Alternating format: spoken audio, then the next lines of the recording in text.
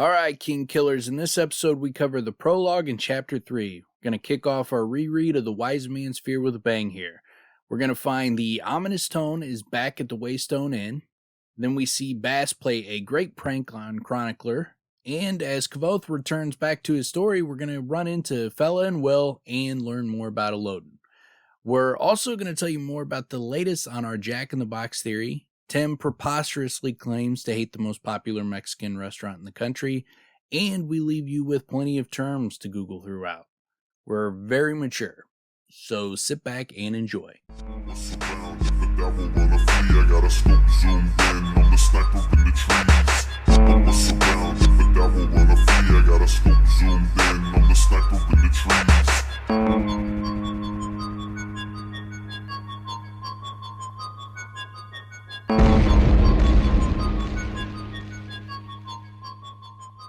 Welcome back, you beautiful killers, to the first episode of the second book of the King Killer Chronicles trilogy from the totally awesome and utmost Killer Broadcast.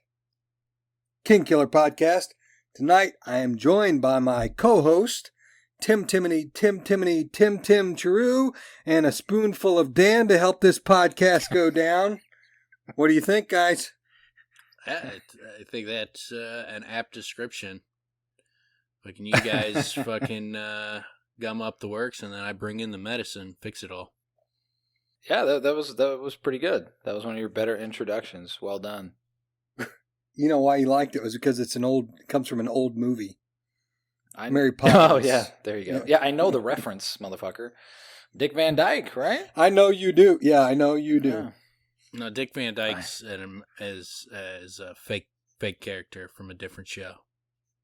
A Dick Van Dyke show. The Dick Van Dyke Show. Yeah. Oh, okay. You're an idiot. Okay. You don't know anything. What a dumbass. I thought you didn't watch anything old, Dan. But you know references. I know the references about the history. Yeah, well, look, I know the references. I've seen the terribleness from them. That's why I have such disdain for them. I've seen it. Yeah, Dan didn't like him falling over that ottoman, apparently. That was too much. I didn't think that was funny. Man, if you go back to like old time comedy and like when they do like physical comedy as Pratt the Falls most and shit. over the top fucking nonsense, like it's like it's so bad. Like I'm curious, like if we look back at like Chris Farley in 20 years, if we're gonna be like, oh, well, no, this was actually just. I don't know, man. I can watch. We just never I seen can watch good comedy. I can watch Three Stooges and still. That's what I was gonna say. You gotta respect the Stooges. I'm talking about like the people who do the like when they're shooting movies, they were still in that we do plays. They're like trying to film a play. Way overacting. And so, yeah, it's like this weird, like the Three Stooges, that's more Chris Farley type, like where it's just actual it's 100% physical comedy. But like I'm talking about like the guys where they're like, they fucking do a fake trip and then like flip their hat up and then catch it, put it on their head and stuff like that, where they're doing like they do these fake falls into a dance move and stuff where it's like, For me, you either go all the way back to like Buster Keaton, Charlie Chaplin, the shit's great, and then come all the way to like Dee from It's Always Sunny in Philadelphia. Those are the physical comedy, like her dancing like the big inflatable thing. Like the inflatable things. That's amazing. My daughter tried to do that the other day. We saw one, and she was like, "I was like, try to dance like that." It wasn't quite as funny. Dee does that broken back thing where it's like. The back, yeah, it's fucking hilarious. Oh man, I die every time I see that. Such a great show. Yeah. Well, I'm excited about this book, A Wise Man's Fear. I'm ready to dive in. Are you? Yeah, let's do it. Oh yeah. Well, the prologue starts off again. Another silence of 3 parts. One this time is complete noiselessness. 2. A dark-haired man creeping through the dark, quiet inn. And 3, once again, quotes. A man waiting to die. Cut flower, if you will. Yeah, I don't have a ton to say on it. I mean, we've gone through them 3 times. This is the 3rd time we're going through one of these, and it's not that much difference. I mean, this one you get Bast, sneaking around and through the end at night. Curious if this dude sleeps at all. But then, yeah, I mean, it's pretty much very similar to the other 2. I had 2 things. The Celis vines. So apparently Kvothe has planted Celis flowers in homage. Which was Denna's. Yeah, an homage. Yeah, which actually I had forgotten about that. That's in there. I didn't remember to write that note because I did want to mention that. Because the fact that he does have the Celis flowers there, it makes me believe that whatever happened with Denna it's not going to be that she betrays him, or she's been manipulating him or misleading him or screwed him over somehow, because his remembrance of her is too fond, and the fact that he even planted Celis flowers makes me think that the likelihood that she dies is greater, but not that she is a hidden bad guy. Yeah, he doesn't reference her with any disdain whatsoever, and you would think that he would if that's what happened. And he talks about there is talk of betrayal, and he is betrayed by somebody apparently that was close to him. But yeah, it doesn't seem like that's the route that it goes. It does feel like she's going to be sacrificed, or the relationship is going to be sacrificed in some way. So I don't know. But yeah, the Celis vines help push in that same direction, where it doesn't seem like he has, hurt or disdain towards her. Yeah, and the Celis flowers make me think she's either dead or she is just gone. She's like in the Fae or somewhere out of reach that he can't. I feel like he can't get to her. He's not going to see her again. I feel like she's gone. I don't feel like she's dead, but I get part of that's probably my wanting. I don't want her to be dead, but I don't know. Yeah, maybe maybe she's just now she's taking her job seriously in the Fae now, and she's just maybe. She opened up a 6th and 7th Jack in the Box franchise, and she can't go back anymore. She doesn't have the time. She probably hired Braden probably hired on, a good 30 people that she's got to take care of. She's got to manage the 401ks. She's got a lot on her plate, dude. She got a lot that she's trying to handle. Did they start a 401k program? Braden passes away, and he left the entire Jack in the Box, the corporation in her hands. I love picturing her like at the end of her nights with the uniform, but like the corporate uniform, but still what you'd wear.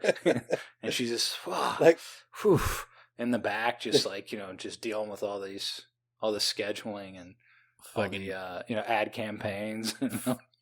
Fry the oil from the fries all over her fucking clothes. She just stinks like fucking stale fries. She's way past being a fry cook, man. Yeah, but you walk by it, you're getting splattered. Hey, man, she's thorough. You're at least stinking of it. She's thorough with the quality. She's not going to let people skimp, so she's going to be in there testing. Yeah, she's trained. She's training them. She's training them how to do it. She's in there. You got to shake the fries. She's shaking the fries for them.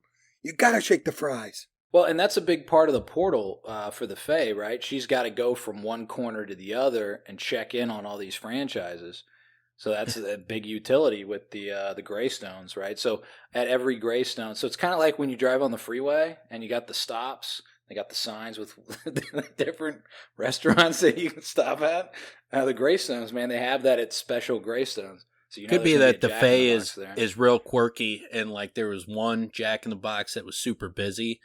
That the lines were just out enormous, but instead of like expanding the size of the building, they just built a second building right next to it. And then a third, and then a fourth, and then a fifth.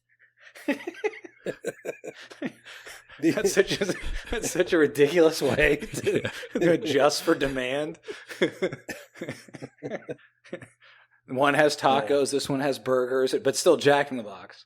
Does it have different specialties? Yeah. Oh, did you want chicken fingers? Nah, go 2 doors down, bro. Yeah. That's like that Taco Bell's at 2 a.m. after you leave the bars, man. The line's out the door. Ugh, gross. You know, so yeah, Gross. the Fae at midnight or 1 a.m. People I are don't slamming understand that. gross. Thing, I guarantee Why? it. Because you don't like Mexican food? I like Mexican food. I don't like Taco Bell's quality That does not make any sense. But yeah, they don't correlate. It's probably the most. So- it's probably the most popular Mexican restaurant in America. Oh my god, Mexican restaurant. It's everywhere. It's everywhere. Yeah, I guess the public has spoken, huh? Yeah. Yeah. So Take it's a that route. fact. It's Have you ever had their economic queso, fact Tim? that Taco Bell is the best. Oh, Have you ever man. had their queso, Tim? It is top notch. Yeah, I've had their whatever. I've had their cinnamon twist. I've had their everything. But I'm not a kid anymore, man. It's not even good. I've only had everything on their menu. Dude, I'm not a kid anymore. I can't digest that food, man. There's not a Like, single other Mexican restaurant where I've eaten everything on their menu. That's how good Taco Bell is. Why do you keep calling it a Mexican? It's a fast. Get the fuck out of here. The other part of the chapter that is worth mentioning is when they're talking about Kvothe, the man had true red hair, red as flame. Blah blah blah. So, talking about his silence, with the resigned air of one who has long ago abandoned any hope of sleep. I mean, it just brings up the thought of Haliax. And it also kind of reminded me of Denna because we just kind of got that more clearly that Denna really lacks sleep or has these nightmares, whatever. But especially Haliax, the idea of no hope, of any hope of sleep, that's pretty intense. I think there's a part though when he's talking to Chronicler where he's like, I don't get as much sleep as I used to, or I'm not sleeping as many hours as I used to. I think there is a reference to Kvothe sleeping, just not sleeping all that much. I wonder if that's one of the doors, if it's referencing he's done something where he has to give up certain things. So to go behind certain doors, then, there's certain things that, are going to change for you. Well, we already know all that with Kvothe. I mean, there's obviously a lot of that happening now, but I think sleep is probably, there's a whole lot of reasons, with all the weight of the world, the fact that he's responsible for many, many deaths, it sounds like, and the state of the world. That's probably got to be kind of a bummer on old Duder here, old Kvothe. Yeah, like the whole beginning part of this book's very similar to the first book, where it's just kind of resetting the stage of a fucked up world and a feeling of despair. He does, dude. Rothfuss does a masterful job of giving you a book here that you don't necessarily need the first book. I think it's a huge mistake to not read the first book, and he gives you a lot of reasons to read the first book. But this can stand on its own because he reintroduces the characters well.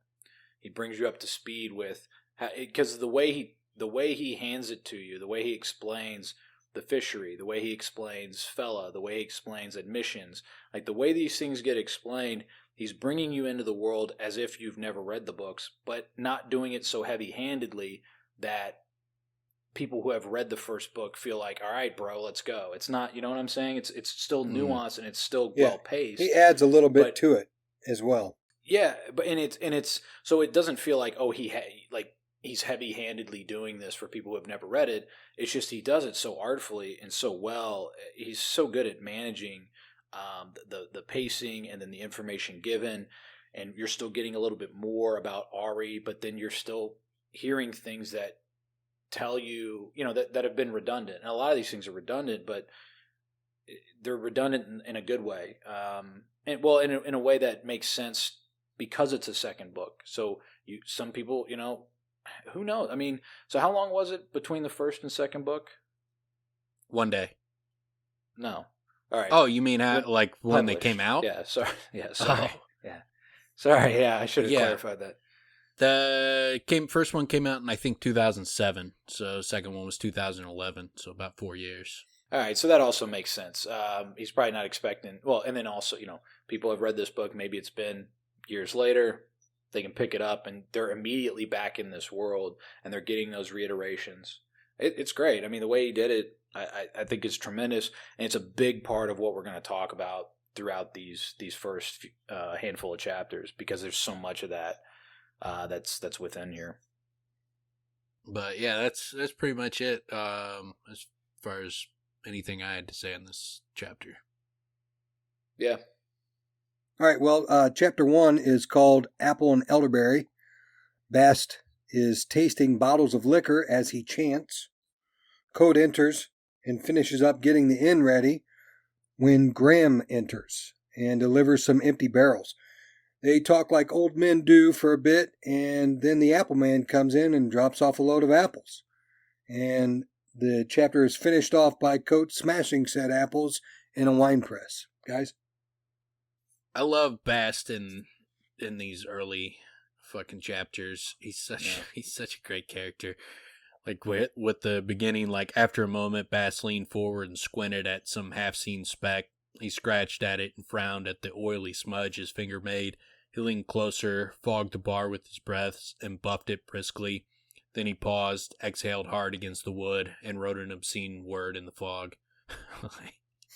such a fucking great character. Like you really get this sense of Bast is a fun dude. Like he loves life. He really enjoys life. And then Kvothe is like drug him into this bar in some podunk, nothing to do town, and he's super loyal to Kvothe, so he sticks around, but he is just bored out of his fucking mind. Yeah, it's really interesting because, he's very playful in these chapters, even to a degree that part of it kind of reminds me that he was, but you also see it to a greater level, I think, than we did in the first book. What's interesting and what it also suggests to me is, like, again, what the hell happened between the two of them? Like, why it almost feels like he's trapped with Kvothe. You know what I'm saying? Like, I know he's there out of loyalty and the way that he's so, like, dedicated to Kvothe becoming Kvothe again.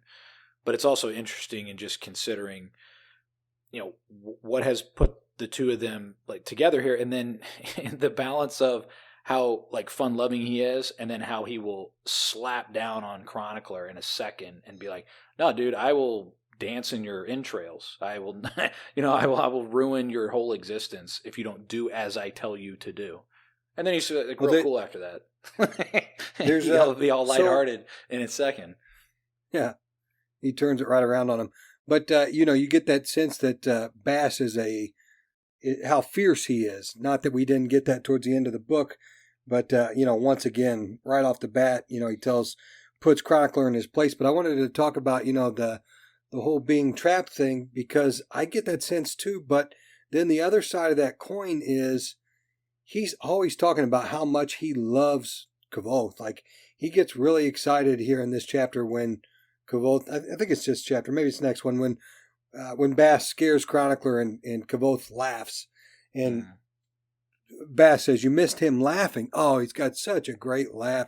Like, he wants nothing more than Kvothe to become Kvothe again. There's like, he really loves Kvothe. I don't see it as a servant and master type role.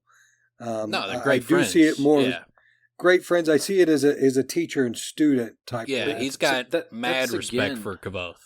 That's again what I find so intriguing. I wonder how much time did they spend together? Like, because we know in the Fae time is different, so I wonder if he was in there like quite a long time with Bast, and they went through a lot together. It feels like that. It feels like they really know each other really, really well, and he's so endeared to him. Yeah, a lot of shit had to go down, man.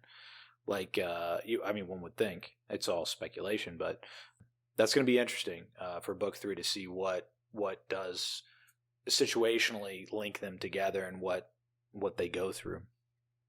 Yeah, and we get another mention of, like, he moved with the casual grace of a dancer and the perfect nonchalance of a cat. But when he ran his hands through his dark hair, the gesture was restless. That the casual grace of a dancer is very, they talk about that with him, with Cinder, with Valerian, and, Denna, and a number of other character's her Elodin. patron.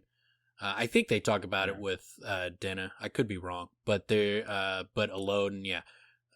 For whatever reason, he either is just fond of that expression, or there's something about people that that are different, that kind of, they don't move like the average Joe moves. You think it's like just a fey creature kind of thing? That's what I get. Could be, but Elodin does it too. And Dennis Patron, and I think Dennis Patron is probably Braden, and I'm not sure that he would be fey. And yeah, it's I don't know. It almost suggests almost like an intelligence, but that's not exactly the right word. But I think I talked about that on the last episode. It's like a no wasted movement. It's all like natural grace, and it's not ostentatious. It's not forced. It's something that just seems to be embedded in their being. Yeah, it's interesting in the way that he describes that with those individuals. You see them in a different light when you read about them because of those traits. It's a really interesting trait to put into them, because it makes them exceptional. It makes them stand out against others. Not that other people don't have abilities, but Fela and Wil have their own abilities. Kvothe has his own abilities. They don't share this trait. Well, if you guys think about like an impala or a cheetah, some wild animal, and the grace of their movements, and they're really, with wild animals, there's really not a lot of, especially if they're being attacked or anything like that, there's no wasted movements. Everything's very deliberate, but it's got a grace about it. And I bring that up because when Kvothe comes out of the Fae, he's a little bit different, and I don't remember that there's talk of how he's moving, but when I think about Bast, when I think about Cinder, and they talk about, it's I literally think of a cheetah, the way the cheetah's shoulders are, and it moves so gracefully. Anyway, that's kind of funny. I kind of picture Ari that way as well. Not necessarily that way, but she's always like kind of on her tiptoe. Like the way I picture her, she's always kind of like she's flowing graceful along. Yeah, it's an interesting thing to sort of picture. And yeah, I wonder if these are the individuals that spend time in the Fae, and they carry like a sort of like animalistic, like primal sort of quality or something. It could also be beyond, it possibly being like people that go into the Fae and spend time in the Fae. It could also be that it's associated with people who are in tune with their sleeping mind, that that animalistic side of yourself. And so if you're more in tune with that, maybe it would lend to someone being graceful, and some because that's not something you're not like you don't plan to be graceful. You don't think it through. You exactly. either are, you're not. You think Kvothe is a reptilian? Maybe, is that what you're getting at? Yes, like the queen. Yep. So are you saying you can't have some sense. grace? You can't have a little grace? Either have it or you don't? You either have it or you don't. Yep. Tim. I like to think I have a little grace. You don't. Okay, fine. I have no grace. I don't have grace. I don't say grace. I don't want grace. Okay. Well, that's good, because you don't have it. Don't say grace. I like to the drinking game that Bass has, the Maypool Catch and Carry, Ashen Ember, Elderberry. I like the fact that he does the little game, and then he tests the drink, and then he doesn't like it, so he just puts that bottle back and then grabs another bottle and pours some of that in there. Like he ignores the rules of his own game. He's like doing like eeny, meeny, miny, mo, and it's like, well, I didn't like how that ended, so I'm going to choose a different ending, and I'm going to pick that one instead. It's like, this drinking game kind of seems like you're going to get whatever you want no matter what you do. The rules are very, very fluid. And that was kind of interesting as well, where it's just like, they're doing nothing. They're just sitting around, like just getting drunk. So he's like, yeah, what else is there to do? I'm just gonna get wasted. Yeah. Have you been drinking? No. Said tasting comes before Yeah, I love drinking. that. That's good. So you were getting ready to drink. Tiny gods, yes. To great excess. What the hell else is there to do here? The tiny gods, yes. I believe that's saying Ari uses. I'm curious whether Ari is like a princess from the Fey world. Similar, like Bast is described as the prince of the Telwyth Male or whatever. Mm-hmm. Curious if Ari is a prince of the Fey world because of her wildness, her gracefulness, her seeming ability with magic. She's different than, your typical person. But it seems like it's her fear of the moon too. Like there's a lot of aspects of her that seem very Fey-like. So I'm curious if she is a princess of the Fey world, or could just be that she's human. But the fact that she's like that tiny god, yes, and Bast is, the same exact thing, that tiny god, yes, like that seems to be. I can't think of anybody else who says that besides those two. I hadn't noticed that she says it, but I could see that. I mean, I could see the connection with her, how, her oddness, how she's eccentric. I'm convinced she's a princess at this point. I mean, we get it even in these chapters again. It's actually quite clear with her gestures and how she acts. There's a cool kind of good.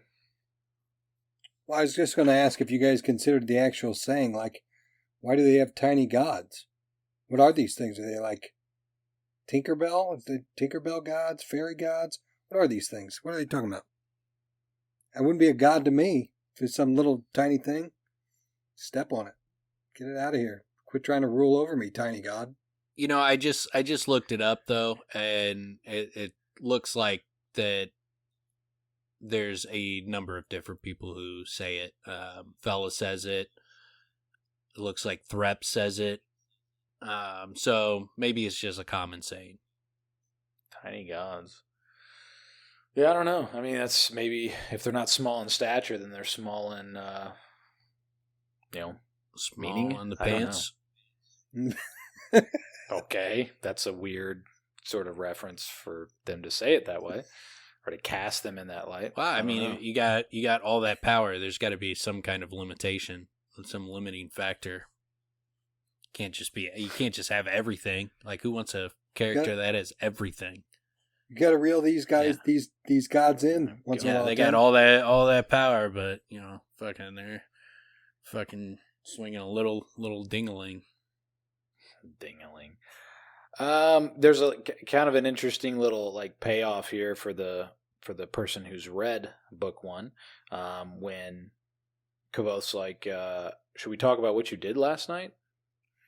And it's funny because my mind immediately goes to, oh shit, is he talking about him threatening Chronicler? But instead he's like, yeah, you saved everybody's life, and they kind of go into that. But that's immediately where my mind went, was like, oh, wait, does he know? And you're right there with Bast in that moment, which is kind of great. It's a great little... Bast's reaction, too, is like, what did I do, Reshi? Like, man, you sound guilty as shit. Especially, he's like, when he relaxes, and he's like, oh, that. And so it was like, it's like, yeah, you come off very guilty, like you did something that he doesn't know about. He's not going to press you on it. Yeah, it does kind of, because then he's like, dismissive gesture where he's like, oh, it was nothing. I slowed it down, that's all. It's like, dude, you jumped on his back, slammed his face into the bar, then tried to rip his eyes out. That's kind of a lot of effort. On your part, man. Like, and he knew it before everybody else. That's the big thing. That's the big thing. Is he noticed? He saw what no one else saw. And like, had he? I mean, this thing like snapped off a fucking sword with his fucking bare hands. He can move very fast too. Like when he fucking killed Shep, like it seemed like he was moving with blinding speed. Just fucking turns, fucking slashes him, and then stabs him right in the fucking chest. It seems like he's very quick. So the only way you think that what's his face, the apprentice, the fucking boy, Aaron. The only way Aaron is able to get him with that iron fucking cudgel, is that iron bar, is Bast is on that fucking dude's back, scratching at his face and shit, and fucking holding him down. And then as Aaron comes running up with that fucking bar, Bast lets go and backs the fuck up. But had that guy not had Bast, on his back, he probably is going to be able to stop Aaron from smashing his face in. Well, I mean, old Cobb, though. I mean, he was like hiding under a table somewhere. That was a good effort. Well, I think old Cobb would have got him if he had to. Yeah, right. I'm sure that's how he'll tell the story. Yeah. You think he's going to tell this one accurately? Biting his head from under the table. One of the things that, I like about old Cobb is when they come in, they have their drink for Shep later on in the book. Like, old Cobb, acknowledges the fact that he fucking hid and did anything. He's like, I wish I would have been braver. I wish it would have been me, that was fucking dead. That makes him a little bit less of a douche. Yeah. Yeah, he's only douchey in the fucking I'm the baddest fucking storyteller on the planet, and it's gets not every just fucking story wrong. It's not just that; it's also his attitude of anyone else telling a story. And, yeah. The thing is, if he ended up telling the stories and they were all accurate, we'd have a different attitude about it. Yeah, because we'd be like, "Well, the guy's right. We know he's wrong," so it just makes it so much worse. Yeah. And even though they have like 3 different stories, he's like, every time someone tries to butt in, he's like, "That's not how it was. God damn it!" But you get the sense of him that he's a hard worker, and he's probably a good dude. Like, probably would bend over backwards to help a friend, and that kind of, he seems like that kind of a person. But in the respect of the annoying know-it-all, yeah, he's definitely that. Yeah. Yeah, old Cobb. Seems a lot like Tim. Not at all. Yeah. Yep. Yeah, right. Probably I was kind of curious. I don't remember if it's mentioned at all beyond this, but the holly crowns and the white. What was it? It seems like the White Riders hunt. The White Riders. It sounds like they're in the Fae, from what I could gather, and they used to, slice up or go out and hunt skin dancers. Yeah, the scythe. Yeah, okay, yeah, the scythe, sorry. Yeah, so it's interesting. The Holly Crown thing is, I don't know if it comes up at all again. It's like I forgot about this altogether, which makes me think it doesn't come up. It doesn't come up again in book 2. But yeah, I mean, we don't know why. We know Bast does some type of gramarye on it. He puts some type of magic, towards it. So we don't know exactly why these things would trap it in a body or keep it out of a body. But yeah, there's not much to know other than it's a device that that was used by the Scythe when they're fucking hunting these things, so that they couldn't just jump from body to body and kill everybody. Yeah, that's not. Even when Rothfuss does explain, sometimes he doesn't explain. It's just as interesting and kind of leaves you on the edge of your seat trying to figure out what he's talking about. And you could go back and read it 3 times and you end up with more questions than when you read it the first time. Yeah, and you wonder just like how large of a group is the Scythe. I mean, because obviously some of them are supposed to be guarding the Kvothe, and then you got others that were, however 1,000 years ago, hundreds of years ago, were hunting down these other creatures. So they seem to be like a guardian type group of the Fae. So it'd be curious how many people are in it. Kind of, is this a group like you join, or is this like a race of people? Like, we don't know much about the scythe and exactly what's up with them. But seems like they come riding in on horses and shit, so seems very closer to human than not. And do I remember Bast saying, when asked about it, that he thought the skin dancers were killed off by these guys thousands of years ago? Didn't he say the last one was killed off? When they talk about it here, and I think in the next chapter, he says like they were gone hundreds of years before I ever was around. So that could be 1,000 years ago or 500 years ago. Who knows? He's been around for 150 years. So yeah, I was wondering that if they're like because they kind of sound like knights or possibly soldiers. So yeah, it's interesting to sort of consider how who they are, how they become, how they take on this role. Yeah, I don't know. But it's one of those layers that we get a little bit more about the scythe. So that's kind of cool. But a lot in this chapter of Kvothe being a legit owner of a tavern, right? Doing the everyday tavern work, baking the bread, making cider, just cleaning stuff. I mean, the basic stuff that one would do, which is I still find really interesting because he's hiding, but he's playing the role to reality. He's actually living it, which it's interesting to me because we don't get a sign that he's just faking it. He's worried about the sheets being clean, and just like to the level that he takes it, he chose to do this. And we got that in book 1 where that guy, there was a tavern owner that treated him well, and he even consciously said, he could see himself wouldn't be a bad life. And then obviously now he's not too keen on it, but no, because he's going through and he's doing all the work and he's doing it well, but he's very meticulous about it, but he's not taking any joy out of it. It almost just seems like he's just trying to keep busy, keep his mind, from dwelling on what he did. Is more it seems like, someone who does not want to stop, because once he stops, he's just left with, what he did. Well, there is, I believe it's in this chapter, Kvothe's description of his own life, and he's like, it's not much of a life. Not much of a life anyway. So he doesn't fancy it. That's for sure. Well, and it's really interesting because we've talked about it before about Chronicler's role, and it becomes quite clear here that his role is clear to wake up Kvothe, and it's working. When he gets back into his story, his eyes change. His posture changes. Like it is actually working when he's doing it.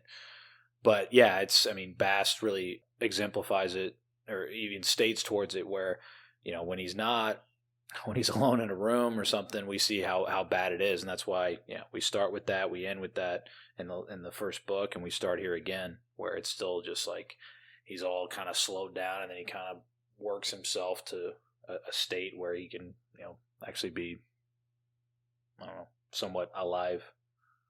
Then the next part that gets brought up is they mention the sword folly again.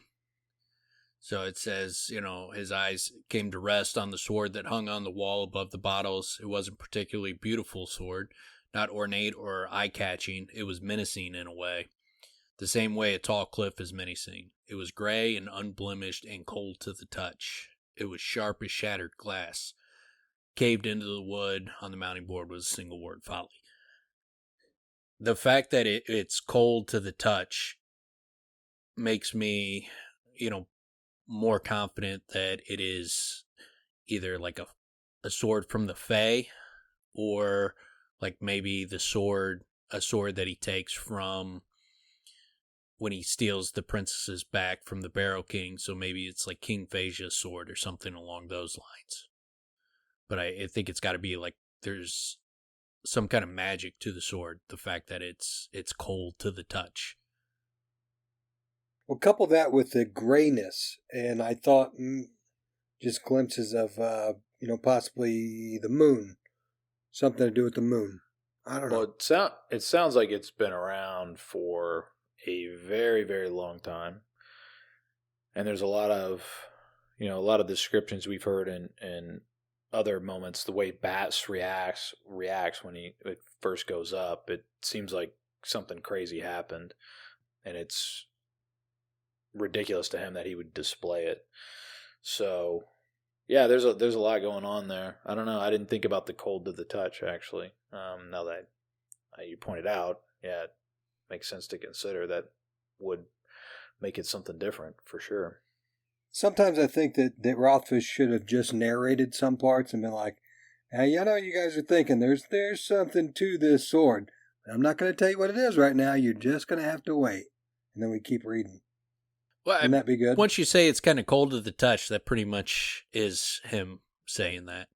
Like, because there's no other reason for it. So it's not like, like the hidden thing is like the air conditioner is fucking blowing directly onto the sword. And fucking, so that's why it's always cold. Yeah, He's just ridiculous. right under a vent. Naming it folly is huge for readers, because that is suggesting a whole lot of different things that could possibly go on there. So yeah, that's big. That's really big, and the fact that it's on a row of wood, I mean, all that adds into the mystique around the sword itself. And it's funny too, because I still don't have a really accurate vision, or I don't feel extraordinarily confident of what my vision of the shape of the sword is. And you think you kind of would, but you don't, because it's not clear. It's not a broadsword. It's not necessarily, like I'm trying to think of the name for those, the curved edge. Sickle? Scythe? Yeah, like a scythe. I was thinking that, but I was thinking, I don't know. Thought there was another name. I don't even know if that's a scythe, or I think is what it's called. Because scythe are the fucking group in the fact. You guys, hey, real quick, you guys consider that it's odd that he puts it on display, considering he's in hiding, and he puts it, he's like, he's almost bragging about his sword. Which is not uncommon, but if it's the sword that all the trouble went down with, or thereabout, the one that he stole and all the other things that he did, and he's got it on display right there for anybody to say, "Hey, I recognize that sword." Yeah, I think he's probably pretty confident that no one would recognize the sword, especially in this town. I think he's in a town where they wouldn't think anything of it. Yeah, it seems that way. Yeah, it so definitely seems why that even way. It is still pretty bold to do it, but yeah, I guess it speaks of Kvothe. Even Chronicler has no idea. Like Chronicler, his only reaction to the sword is like, I can't help but recognize that your description of Caesara, or whatever the sword's called, he's like, is different than the sword on the mounting board. And so even Chronicler does not recognize what that sword actually is or what it represents, because he's sitting there thinking like Kvothe's bullshitting about Caesara because I can see it, and he's like, no, that's not Caesara. It's a different sword. But Chronicler doesn't have any kind of idea of what that sword actually is or what it represents. But I like to, once Graham comes in, I like that he goes, Bast opened things up for you again this morning. He's a good boy, just a little dither-headed. Cause especially considering the way Bast thinks of them as being fucking simpletons and town folk that don't fucking know shit about the world, and their reaction to Bast is like, he's just a little bit dither-headed.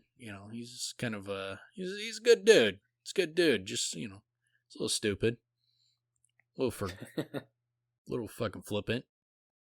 But he does. He also does tell a Fitz joke. Yeah.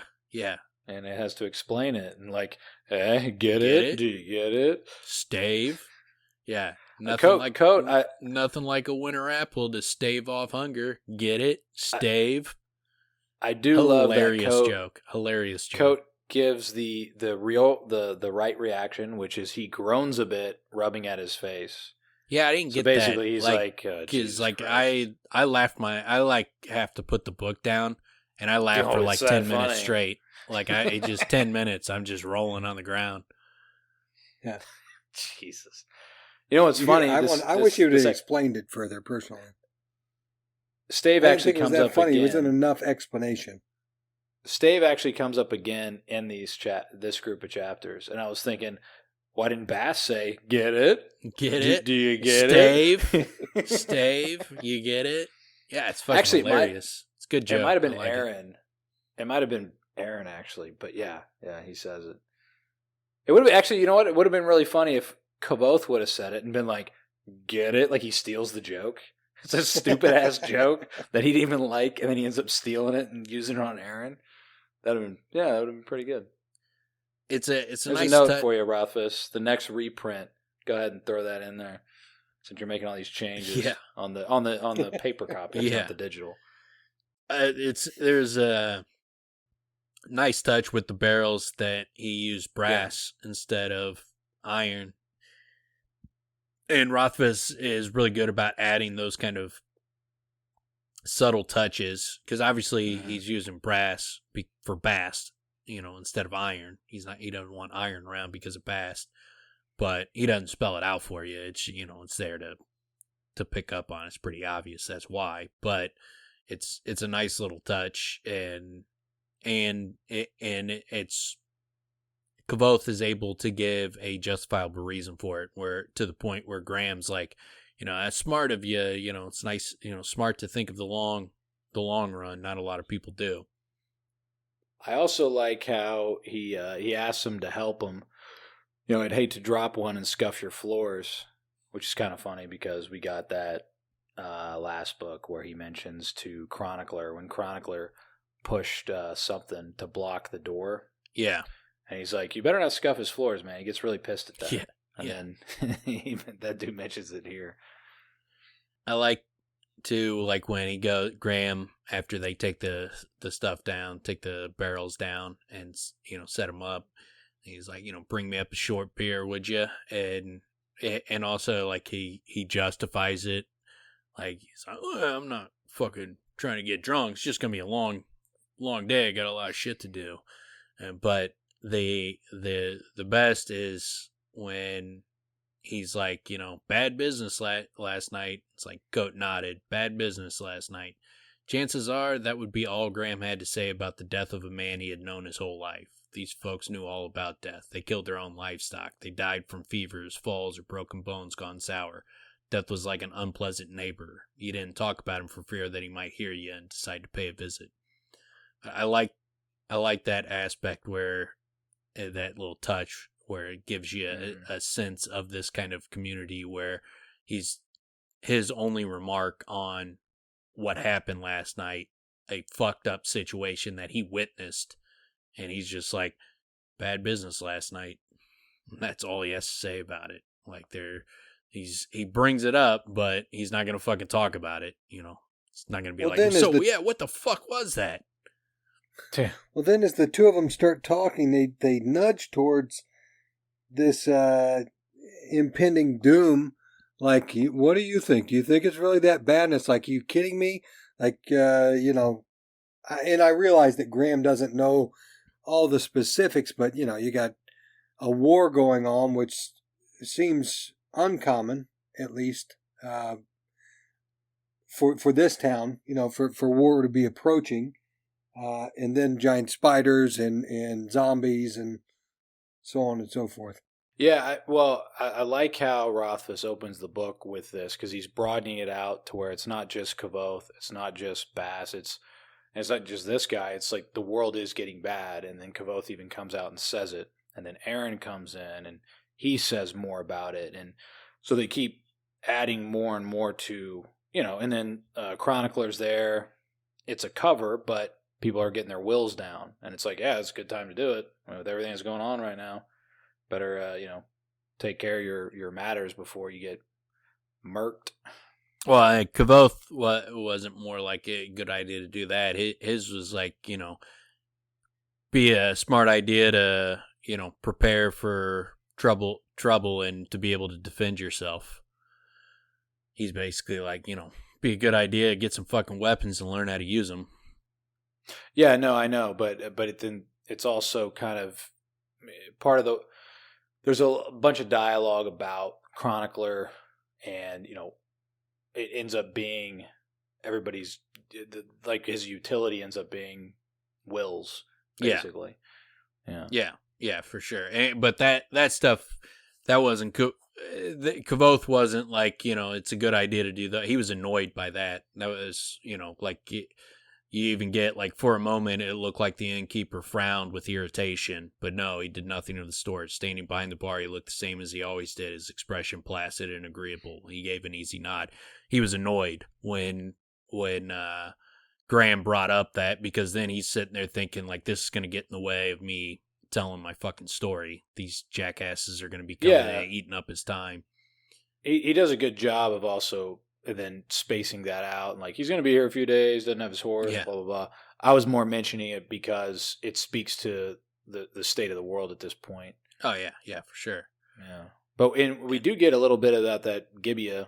Yeah, that's what I was going to say. Gibeah. Yeah, he brings up, but Gibeah's trial or the siege of Infast. I don't know what the siege of Infast is, but Gibeah is obviously, he's like responsible for much of the medical history of the world, but he acquired that knowledge by experimenting on live humans and cutting them up while they're alive and examining their organs and that kind of. He's just some horrific shit he did to acquire this knowledge, but was for. Where do we learn about this? We learn about it later on. There's a scene where Sim and Kvothe are in the library, in the archives, and Kvothe has got one of Gibeah's original books. And when Kvothe shows it to Sim like recoils in horror, because Sim, where he was born, he thinks it might be the was skin. In that area that he's from the same area as Gibeah. Yeah, and we find out that Gibeah was running experiments, and then Kvothe was like talking about like much of the knowledge, medical knowledge. Yeah, he did some terrible things, but much of the knowledge we have in the Medica is because of Gibeah, what he did. And he's like, some of his books were lost in a fire, and he's like, what our Wil would give to have access to those books that were lost. It's like, I mean, he did some terrible things, but the information was extremely valuable. What it does is it paints the picture that Gibeah was part of the Amir. And Kvothe sees on the outer edges of the book, there's a saying in another language that is basically, for the greater good. He was like, this is where Kvothe comes up with the idea that the Amir didn't actually disband. They were working in secret, and Gibeah was a secret Amir. Okay. I remember the first mention we got was, I think it was when he was going out in a Trappist, little, whatever you want to call that, basement. Yeah, he mentioned it like something out of the Duke of Gibeah. Interesting added layer to this world for sure, this history. Yeah, and then you get the talk about bad times are ahead. I like that after Kvothe tells him, hey man, it makes sense to and maybe see that you can defend yourself if need be. And Graham's like, I'm glad it's not just my gut, I suppose. Then he forced a grin and began to cuff up his shirt sleeves as he turned to the door. Still, gotta make hay while the sun shines. I love that attitude of there's impending doom on there, but he's just like, fuck it, what are you gonna do? Fucking still gotta work. Still gotta get shit done while you can. Speaking of that, it's brought up again in the next chapter about how everybody's going to be out in the field all day. Is that is it harvest season? Yeah. It's a hard. Well, I don't know. They mentioned that because he talks about like how difficult it would be for Chronicler to get a horse during harvesting season. Yeah, and Graham mentions like, well, you don't have to worry about him being here before noon because it's a harvesting day, and so they're fucking harvesting right now. Yeah, they keep saying like this is a day for that, so that's what everybody's going to be doing. Yeah, they kind of reiterate that repeatedly. And I like the last little 2 parts I had on the chapter is when Graham leaves, and it's like as he sorted and packed, the red-haired man seemed content.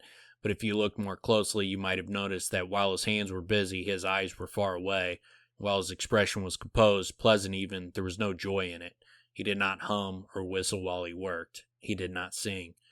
Reinforces the not singing, but it also reinforces that this is a guy that's got the weight of the world on his fucking shoulders, that he is tormented by his past. He's clearly lost in his thoughts, and his thoughts are dwelling on something bad happening. He's not dwelling on the pleasant memories. He's not thinking about like, the time he finally fucking got in Dennis' pants. He's dreading on fucking what happened. Well, and it's not. That's kind of the nice way that Rothfuss represents the mystery of it. He never talks about it openly. He never says specifically what it is, but that moment when Kvothe goes back to crying, when he's over these 2 days, the times when Kvothe at the Waystone or Coat at the Waystone Inn starts crying about something, and they don't tell you what actually happened. It adds to it, but you're right. He does continually dwell on something. I mean, it's great that it's left in mystery because that it just adds more to it for the reader, that we don't know exactly what it is, because no matter what it would be, you could still be like, you're going to have a judgment laid on that. When it's unknown, it's more interesting, at least as far as I'm concerned. But yeah, we even get his a little bit of that reinforcement of his eyes changing color. Here, we don't necessarily know they're changing, but we know here they're so pale a green they can almost pass for gray. Eyes were distant and joyless with that. And then we also get like when he's tightening the apple press, get all the scars on his arms. So just kind of reiterating, this dude's been through a lot of shit, and there's a lot of jacked demons in there. And apparently, it's jacked. Jacked up. He's got as I like joke about him getting into his pants, like I just like kept having the visual image of like he's standing there doing that, thinking about that, and then but it's like like there's no expression on his face, but there was a growth in his pants. He's just standing there getting a big fucking Woody as he's fucking doing that, as he's fucking thinking back. That's ridiculous. But okay, if that, I guess you could go there. Then Bast comes in and says, "Tiny gods, Kvothe, what are you thinking about? Get your mind out of the gutters, Kvothe. Come on." I think he'd be happy. I think Bast would be really happy. He'd be like, "Look, he's getting excited, guys. Thinking about dinner again, I Finally, see." My like, no, I'm not. That's a Rishi boner. And that's exactly... covering himself up. Exactly what Kvothe would do. Be like, no, I don't do that. I don't get boners. What are you talking about? They're disrespectful. Yeah. It's unintentional. No, that doesn't... It just happened. It's got a mind of its own. Oh, we do get that too. Even Graham says it. He's like, "You're not old, though, are you?" Right? I think that was in this chapter. Yeah. Where it was. Yeah, he says, When he even goes as far as, you moves. sound old, and you sound like you're old, or you talk like you're old, you move like you're old, but you're not old. I bet you're half my age. And then he's like, "You should be going around chasing women and getting erections." But he's not. That's what he said. He's not. Or he's hiding them so well. Does a lot of the tuck up. Does a lot of, Maybe that's why he moves old. He's got the tuck up. He moves old because he's constantly tucked up. Yeah. He's fucking. He's always got narbs.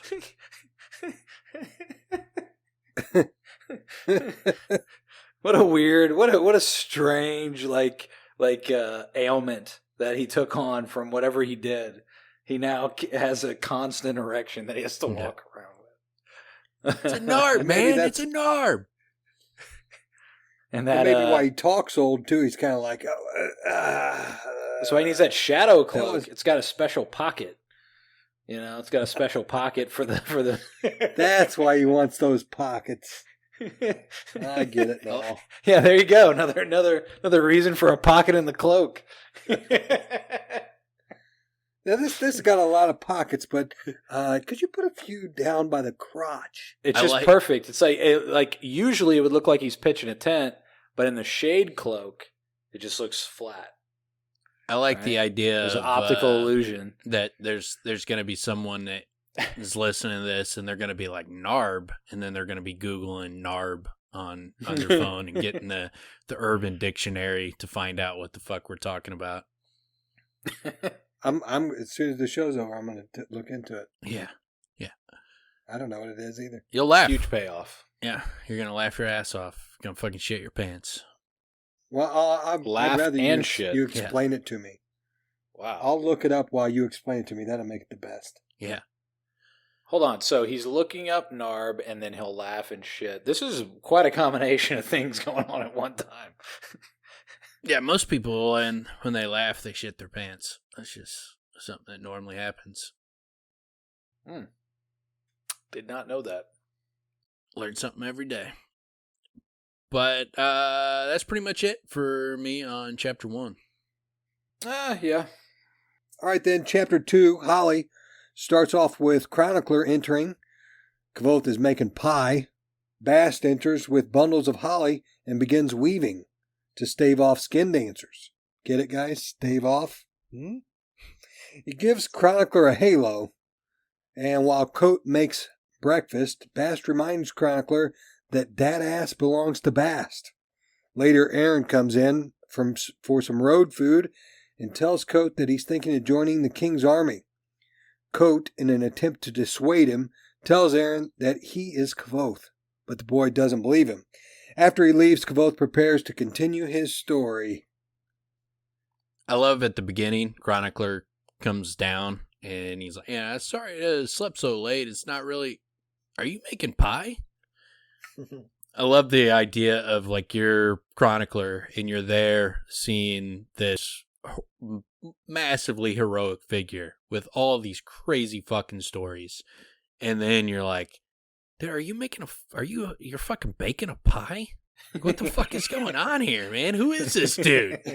Yeah, and then then Kvothe turns around and like, no, wait a minute, dude.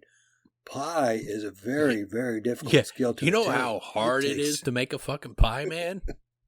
You know what, though? He's fucking right. It is very difficult to make good pie. I'd say princesses killed angels. It's like you killed an angel. Perfect You pie. killed an angel. Yeah. You're talking about how hard it is to make a fucking pie? It's difficult, dude. There's no, there's only so much magic that you can apply out there. There's no gramarye apparently for pies. And I like. Hey, maybe he's making a shepherd's pie in honor of Shep. It's an homage pie, huh? Yeah, get it? It's like a fucking Shep. Yeah. See how I did that? Shep, pie. the guy who died. Shep. And now he's Shep was the guy that died. Do you get it? So this joke just gets better and better. Yeah.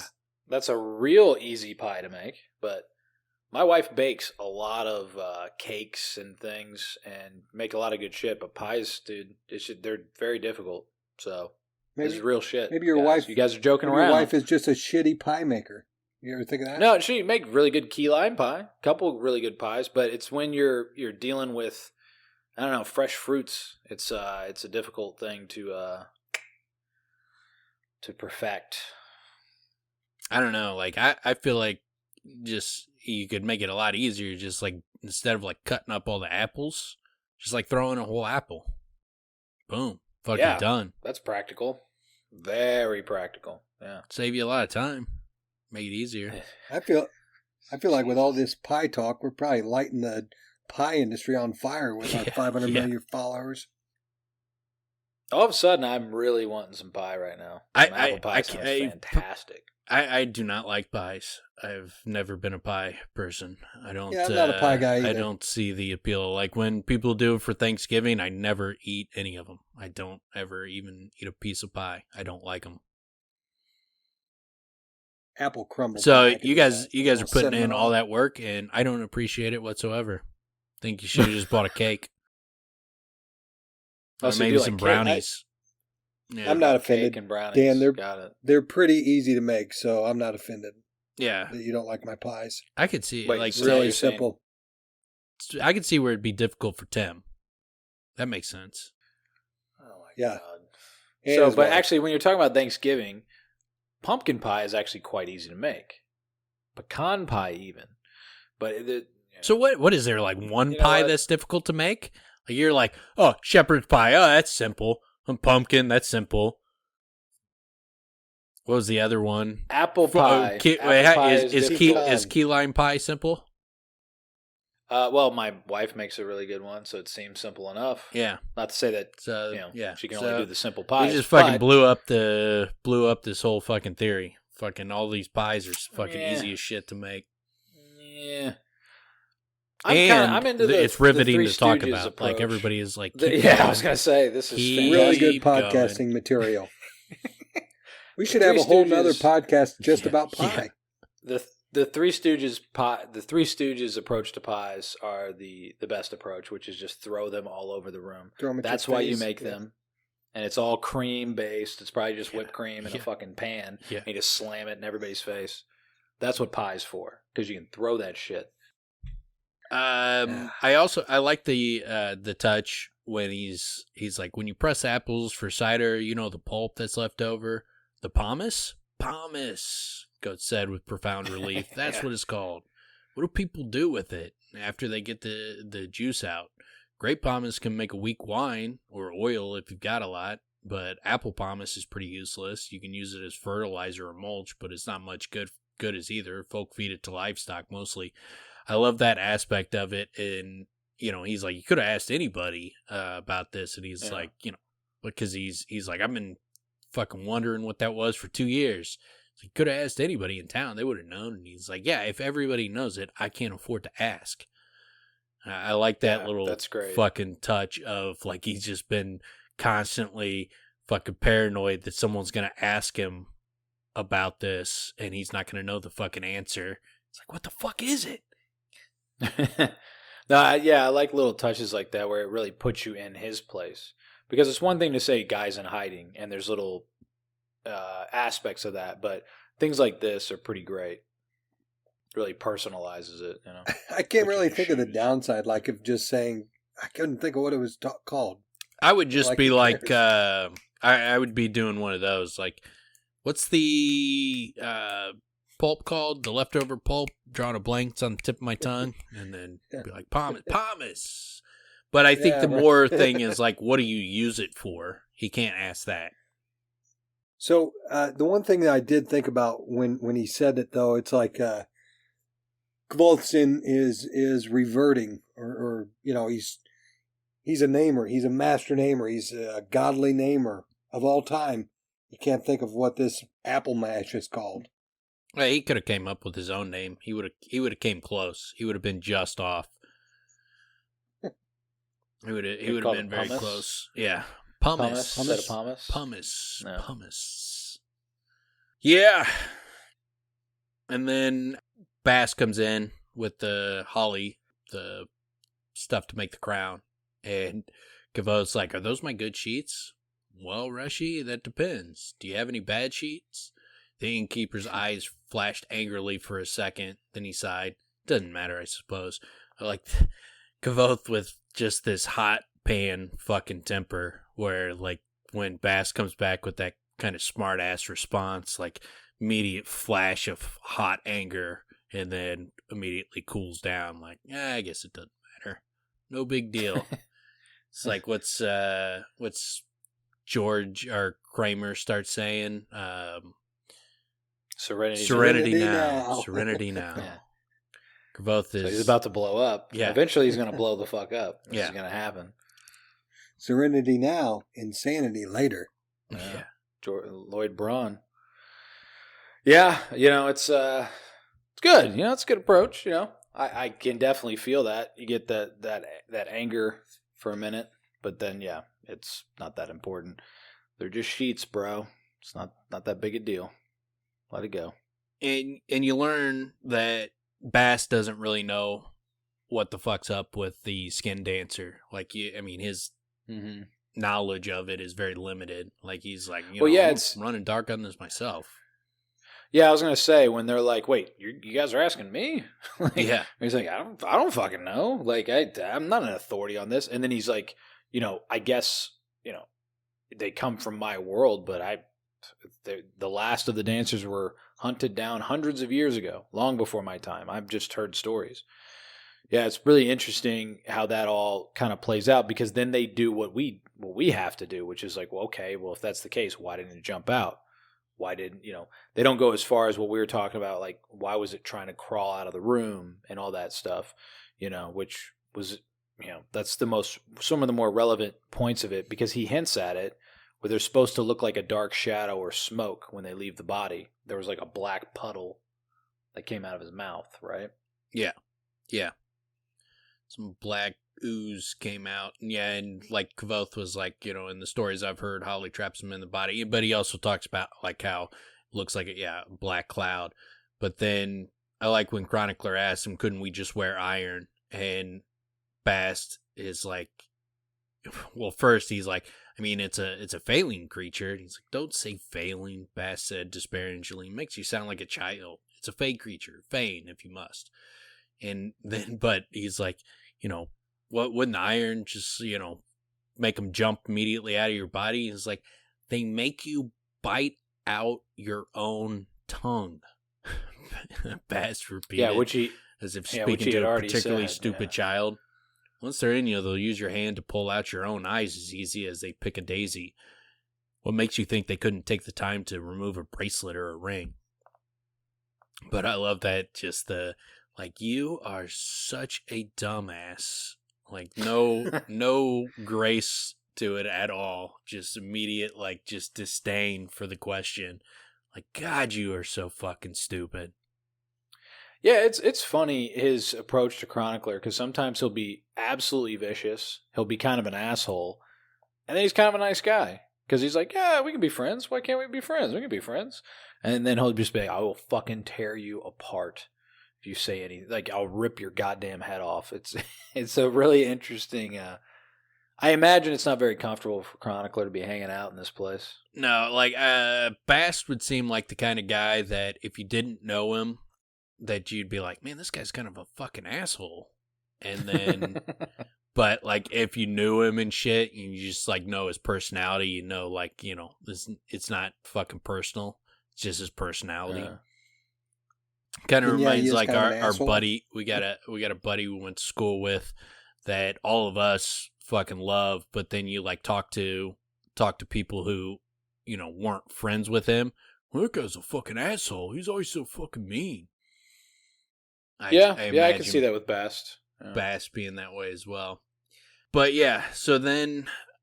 Well, sorry. I was just going to say, so it plays into it so great. So where Chronicler, brings it up, where it's like, well, then how do we know it didn't jump out? Maybe it's in any of us. And then Bast rises to the occasion. Yeah, maybe you're right.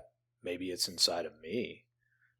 And dude, he's a great actor, man. The way it's described, you're probably going to say he brings back that line about sucking the juice out of a plum, right? Yeah, maybe I'm just waiting for you to let your guard down, and then I'll bite you on the chest right over your heart and drink all the blood out of you, like sucking the juice out of a plum. Chronicler's mouth made a thin line. That's not funny. Bast looked up and gave Chronicler a rakish, toothy grin, but there was something slightly off about the expression. It lasted a little too long. The grin was slightly too wide. His eyes were focused slightly to one side of the scribe, rather than directly on him. Bast went still for a moment, his fingers no longer weaving nimbly among the green leaves. He looked down at his hands curiously, then dropped the hash-finished circle of the holly onto the bar. His grin slowly faded to a blank expression, and he looked around the taproom dully. Tveyan? he said in a strange voice, his eyes glassy and confused. To Tantin? Ventilinet? Then, moving with startling speed, Bast lunged from behind the bar towards Chronicler. The scribe exploded out of his seat, bolting away madly. It's fucking great. It's fucking... And then just... bowled over, just cracking up, fucking bent over, fucking laughing his ass off at him. The way he wrote it, on your first read, you don't know if this is not real. Like, because of the way he writes it, because he holds the look too long, he's grinning a little bit too wide, and his eyes aren't really focused on him. It's that sort of thing, and then the fact that he kind of subconsciously drops the holly and stuff like that, where it's not like he's a great actor, you know that after, but as he's doing it, you're like, well, shit. For all I know, maybe this is real. When you're reading through it, it's fucking the payoff's fantastic. Having known that this time around that he, was tricking Chronicler, as he's, with that blank look that's slightly askew or slightly off, and just kind of then dropping the holly and looking around blankly. It reminds me of I get a perfect vision of someone in an insane asylum. That dead eye look and it's a great sequence, and Bast being terrified of him and jumping back. I really like that part. I like too, how when Chronicler realizes he was fucking with him, he gets up and he's putting the tables back down and just slamming the fucking shit down as he's putting everything back in place. He's just so fucking mad. It's fucking hilarious as everybody else is just cracking up at it. He's fucking all fucking dick. Always gotta fuck with me. It's fucking talking about fucking pulling my fucking guts out and playing with strings, doing this shit. It's not fucking funny, man. And those are the people that are the best to scare that, are the ones who get really pissed off when you scare them. Well, and I love how it goes further with, so then Kvothe comes in all right, let's, chill out, but he's still kind of laughing a little bit. Yeah. And then, so Chronicler slams the tables down, and I like this. Chronicler glared at Bast and rubbed his shin. Bast stifled something that could conceivably have been a cough, which made me think he's like, fucking bitch. Or, something like that. Fucking pussy. Yeah. It sounds like that to me. It could have been a cough. So he coughed and called him a fucking bitch or something along those lines, It's great.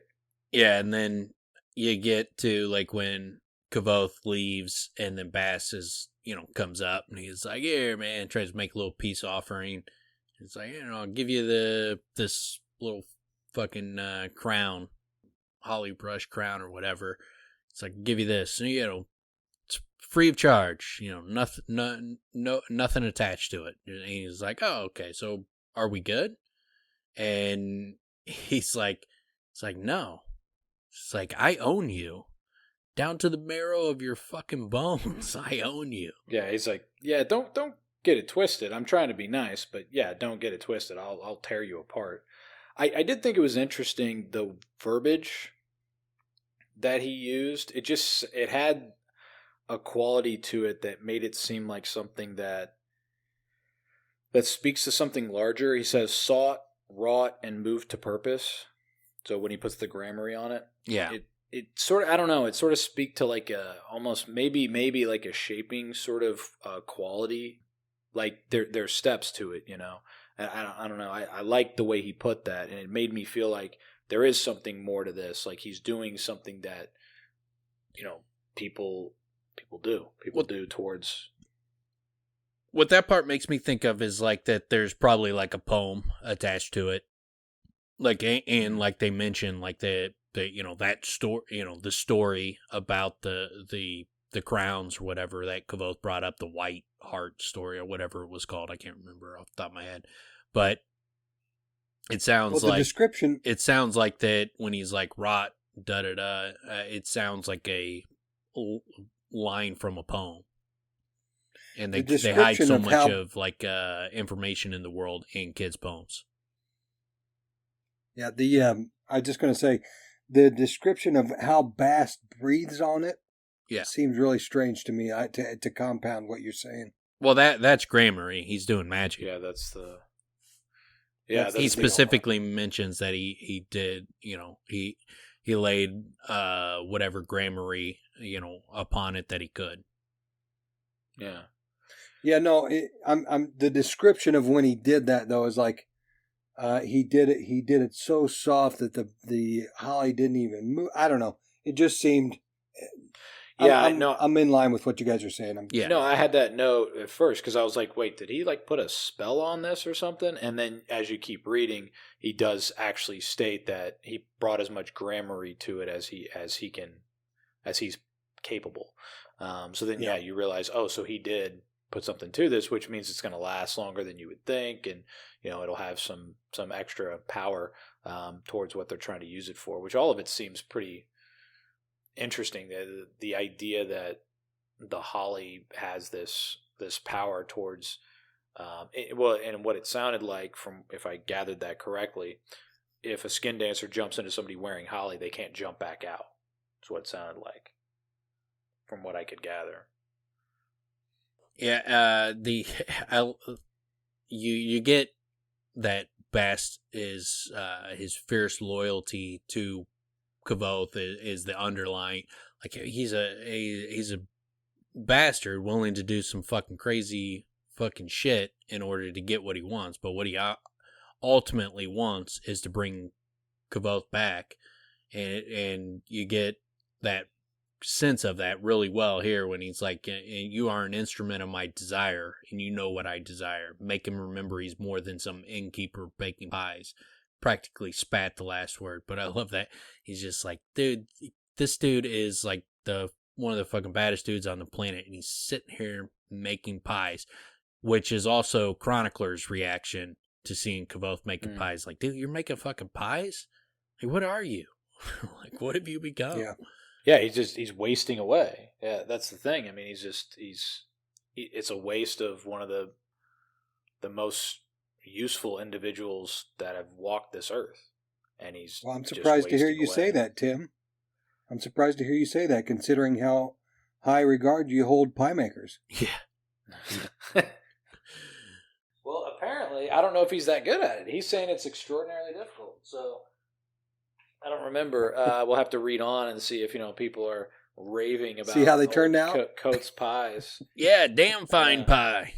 It's a damn fine pie.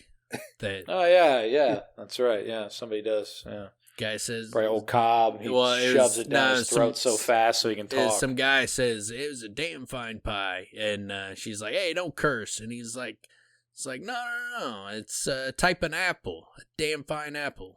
Oh, yeah. I remember that. Yeah, that's pretty good. I like that. That's a very grandfatherly type of thing. No, that's the name of it. Yeah. No, it's like, it's a fucking bastard. Type of apple you use? Like, no. He's like, well, it tasted like a damn fine apple. It's like, I must be mistaken. Yeah, that apple, I really thought that was a son of a bitch apple. That's not a son of a bitch apple? Oh, okay. All right, well, that's what I thought. You live and learn. I like when Bast is like, I still don't know what I can do, Chronicler says, and then he's like, you'll do whatever you can, Bast said, his voice low. You will draw him out of himself. You will wake him up. And you will make him remember, you will. But that you will wake him up, that is with the Kvothe dynamic, that's a large part. That's what Scarpy did for him. That's what Kvothe said. I needed someone to wake me up, or someone to make me remember, and that's what Scarpy did for him. And it feels like that's what Chronicler is there to do. Clearly, from Bast's desire, that's why Bast wants him there, is to wake him up. But it also feels like that the Emir, he's either willing part of the Emir and he knows that this is what he's supposed to do, or he's an unwittingly helping the Emir. But it feels like Scarpy is probably pulling his strings at the least. Yeah, that was one of the things I was talking about earlier here, where he's like, you will make him remember. You will. He's being pretty intense about it. And then Chronicler's like, I'll do what I can. He's like, nah, that's all any of us can do. And then he like pats him on the back. How's the shoulder? Yeah. Like after all that intensity, he's like, that's it. Yep, just do what you can. So great. It's do your it's best, like buddy. It's so much like when after he fucking talks about like pulling out his guts and fucking making him play a fiddle made out of his own guts. Then he's like, hey, you need anything? Extra blanket, need a little nightcap? Yeah. I like also. And he kind of we get a little bit of a callback here where he's like, he talks about his shoulder. He's like, yeah, it's numb, chilly, but it doesn't hurt. He's like, well, that's to be expected. I wouldn't worry about it if I were you. Life's too short for you folk to fret over little things. Remind me of Kilvin with Kvothe after Kvothe's whipping. Yeah. Where he's like, yeah, don't worry about these little things. Like, dude, I was just whipped in public. And I got wounds all over my back. But little things, whatever you want to call them. That's fine. Man shouldn't fret over fucking getting your back 30 split stitches open. Across my back. No big deal. Well, like this. I mean, I just, almost my shoulder's numb from a dead person trying to kill me. But so I shouldn't fret over these little things. But it just flows so nicely with Bast, very roller coaster attitude towards Chronicler of like, you will fucking do what I say or I'll murder you. He's like, I'll do what I can. Yeah, cool, man. Thanks, man. Yeah, just do what you can, And then he's like with this as well, with like, don't worry about it. I mean, I know you almost got murdered, but it's fine, dude. Just don't fret over these little things.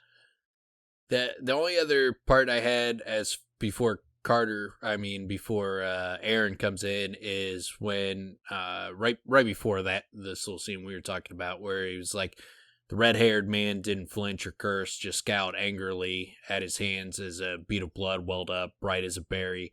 Frowning, the innkeeper brought his thumb to his mouth. All the laughter faded from his expression, and his eyes were hard and dark. He tossed the half-finished holly gourd aside in a gesture so pointedly casual it was almost frightening. The only reason I bring that up, this was, right after Bast scared the shit out of him, and he fucking poked his finger on the fucking holly. It makes me think, like, the reason it made him so mad is it reminds me of the fact that when he tries to do the ADIM fighting skills, he's not able to do it, and he's like confused. Like, he tries to do the move multiple times, but he's not able to do it, and it just like, and then he's like, I forgot who I was there for a second. And it makes me think that there's some aspect of him, the reason he can't do his sympathy, the reason he can't do his fighting skills, the reason like he's mad that he fucking, because that's not something to get like fucking super steamed about. Yeah. It makes me think that there's something up with his fucking hands, that he has put a binding on them or did something that makes them not function, the way that he normally wants them. Because they talk about like how fucking quick his fingers are, how delicate, and like he's beautiful. He's got the magic hands, man. He's got fucking sexy, magic, fucking super sexy magic hands. Yeah, I don't know if it's that the fucking Charlie's uncle would fucking love to have. Yeah, he would kill for them. I don't know if it's just the hands, but it's reiterated many times that he's not himself here. And we've talked about that too. I don't know if it's the Waystone Inn. I don't know if it's the area where they're at. I don't know if he's put a gram on himself. There's something that contains him and makes him not even able. Because he's acting as Kvothe, but he's also not able to access his abilities. So and I thought that was interesting the way it was stated, where he gets unnecessarily frustrated, but the way he throws the holly over and how that's described, that was kind of interesting. It definitely brought your attention to it, as if like, whoa, what's going on here? Something's going on here, Yeah, I kind of thought that maybe there was something to the holly specifically, like it was hurting Kvothe or I don't know. It just because they're of the reason why they're actually making these little necklaces and stuff. I thought that possibly the Holly had some effect on Kvothe. I didn't get that impression because his reaction didn't seem to be that. Why would he be fucking angry about it? Like, I mean, like it didn't seem like, you know, this is having it's just not written in that way. It's just written in like he's angry because his hands are not doing what he wants them to do, is what it reads like. So I don't know why, because all it is right now is just fucking Holly. It's there's nothing to it. You know, Bast hasn't put any kind of magic on it yet or anything. So there's nothing magical about it at the moment. Yeah, it's interesting. Yeah, I don't know. It's interesting in the sense that he tossed the half-finished Holly court aside in a gesture so pointedly casual it was almost frightening. That's a strange combination. It's frightening that it's so casual, that it's pointedly casual. So it's...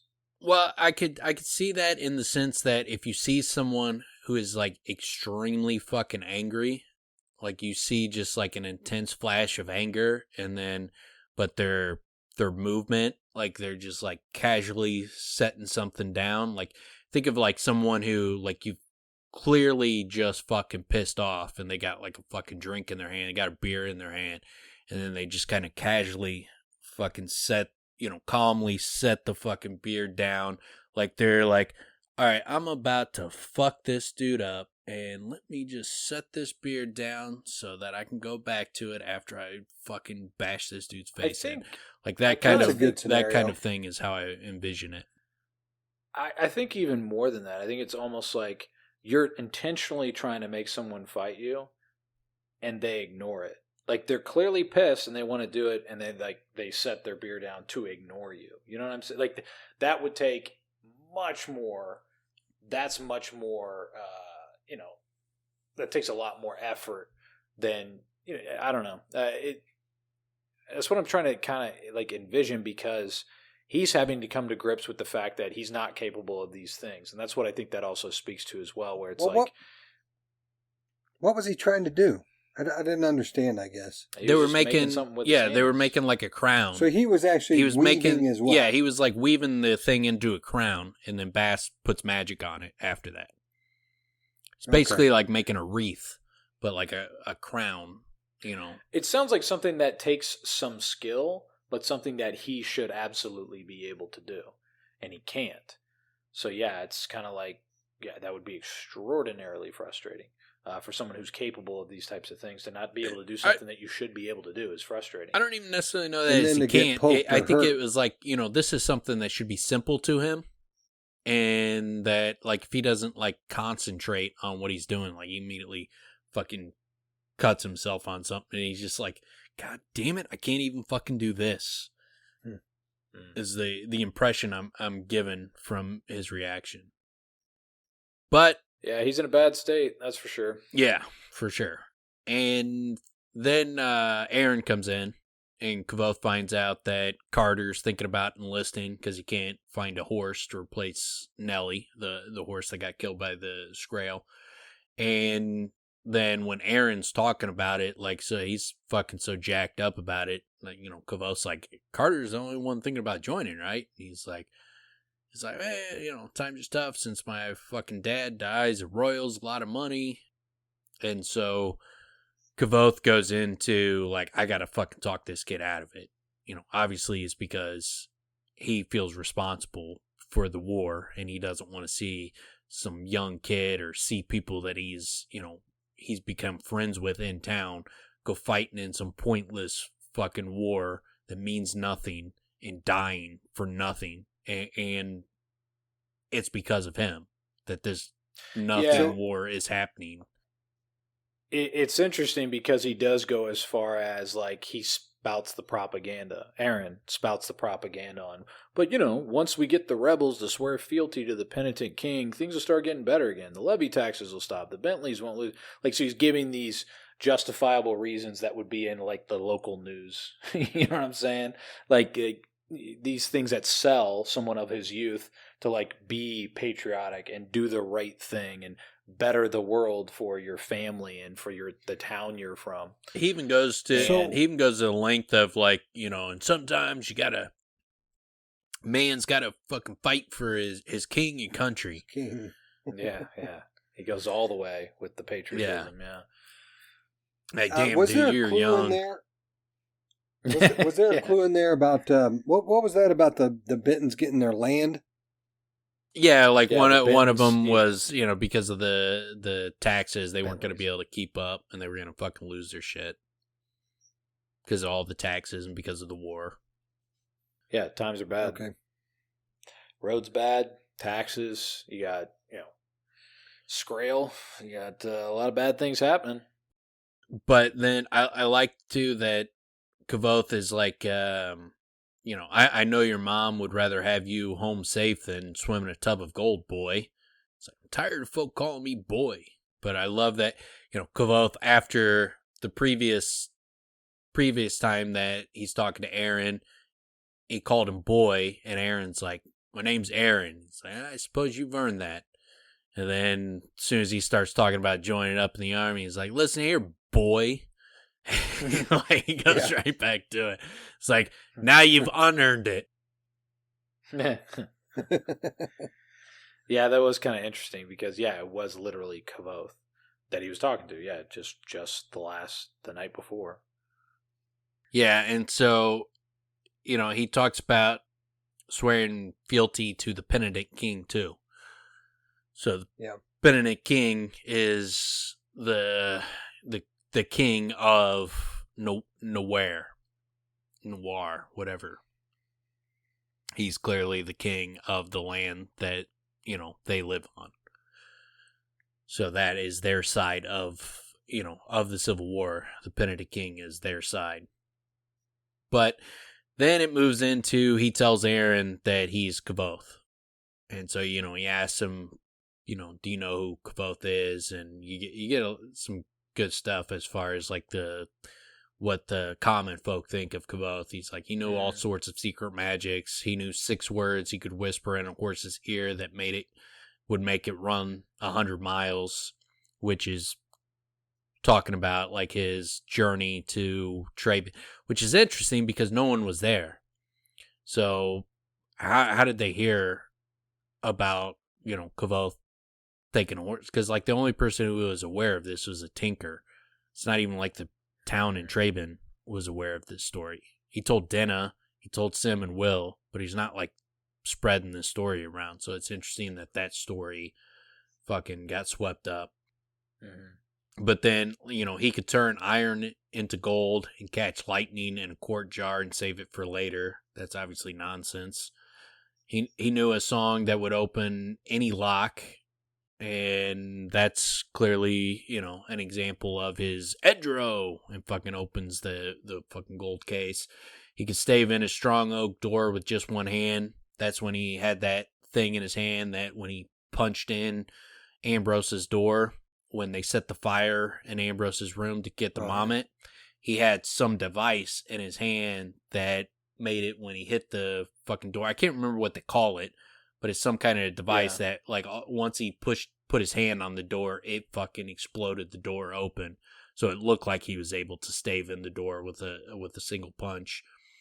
And then, it all depends on the story, really. Sometimes he's a good guy, like Prince Gallant. He rescued some girls from a troop of ogres once. That's the story of him rescuing the 2 girls from, that were getting raped by the fake Rue troop. The fake Rue, yeah.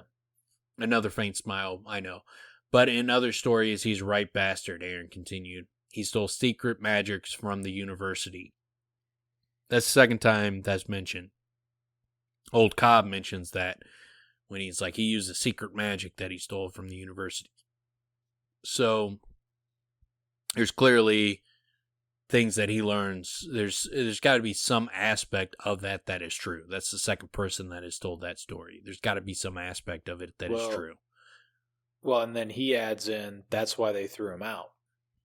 So we get that even further emphasized. And with Cobb, it was from a secret book or secret magic that he found in a book in the university. So I think what they're referencing is, I think he goes behind the 4-plate door. I think, it could be that he learns secret magics, behind the 4-plate door, or it could be that he learns how to open the door, and that's the secret magic that they're talking about. Because it seems like it's impossible to open that fucking door without magic.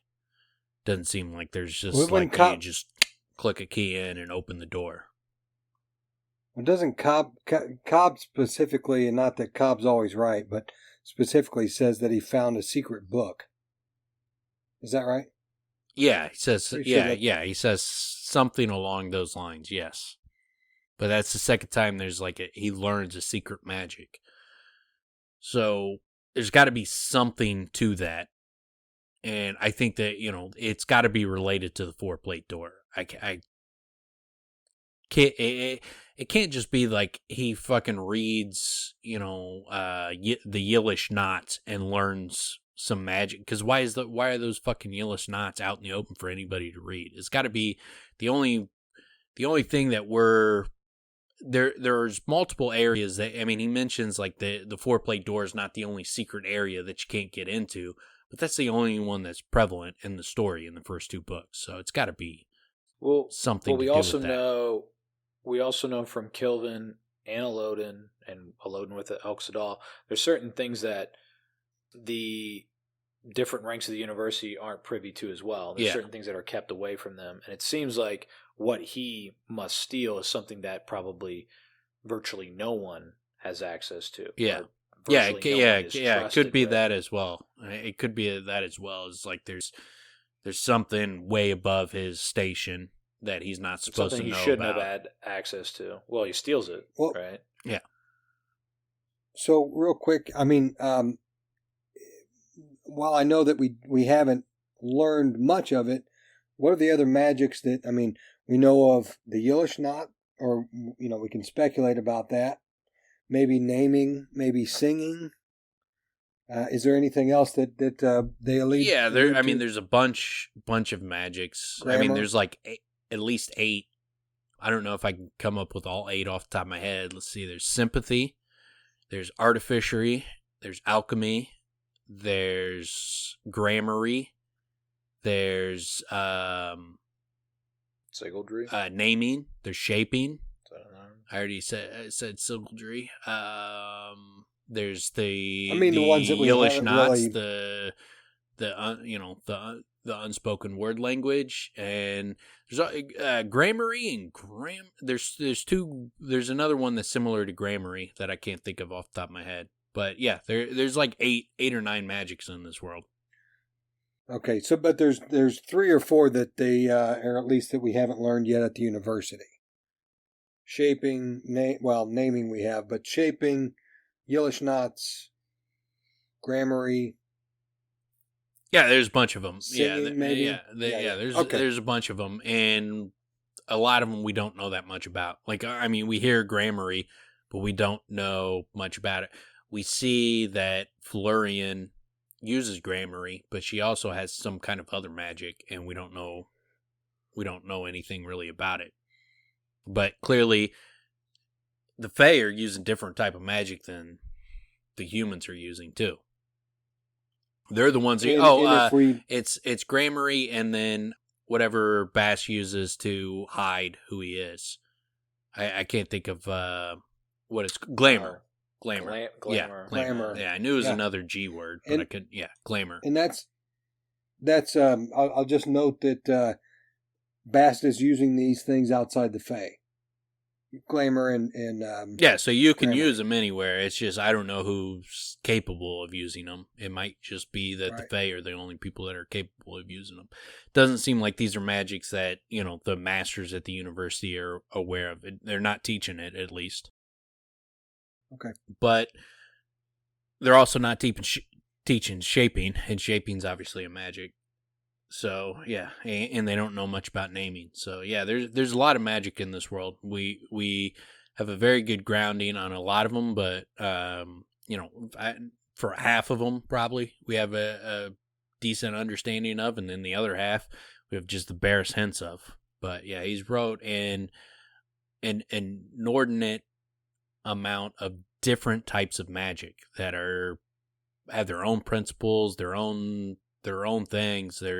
They might be similar to different things, but they're different. So it's interesting. There's a lot of magic. And the reason why I even asked is because I was really looking forward and hoping that they'd get to a point where they start doing some card magic, where you can name what card that guy picked, even though he didn't show you his card, and that kind of magic. It's my favorite. Yeah, that's the best guy. You want sleight of hand? Yeah. What's sleight of hand? What? No, that's rabbit, real magic. Rabbit out of the hat? Like, this is what you're looking forward to? No, that's real magic. Cards. Yeah, I don't know what sleight of hand is, but like pulling a magic, pulling a rabbit out of a hat. Like how? That's not even possible. The rabbit's not in the hat, and then he reaches in, and then boom, there's a rabbit. Like where the fuck did he pull that rabbit from? Dan gets it. You're big on the silver dollar behind the ear too. That a big one for you? Where the fuck? Like I never find any money behind my ear. Like where the fuck did he get the money from?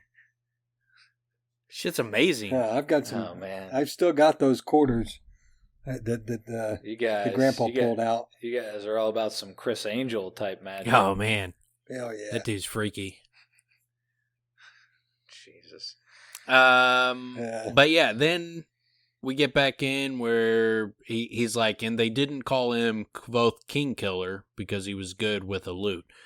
So they really lay on, like, it's interesting how much they lay on that he's a king killer, and it's the title of the fucking series, and we're through close to 2,000 pages, over 1,500 pages, and he's not even met a king. He's not even talked to a king. The mayor's close, but he's not a king, and he's called Kvothe King Killer, and it's the King Killer Chronicles. And so it's an interesting thing. It's like you got the Chandrian, who are obviously pivotal to the story. We don't know much about them. They're only in one scene directly that we see them, and then we get it. We see Cinder in the distance in another scene. Other than that, they're not in the fucking books. They're only talked about. They're in the books, but we don't see them in the books. And then the kings, we don't see any king through 2 books, not a single time. There's mentions of them, but we don't see them. Yeah. So it's kind of interesting that, the King Killer Chronicles, the two big things is King Killer and the Chandrian, and how limited the information he gives us through fucking 2 books. Like, cause that's like, I hate cliffhangers.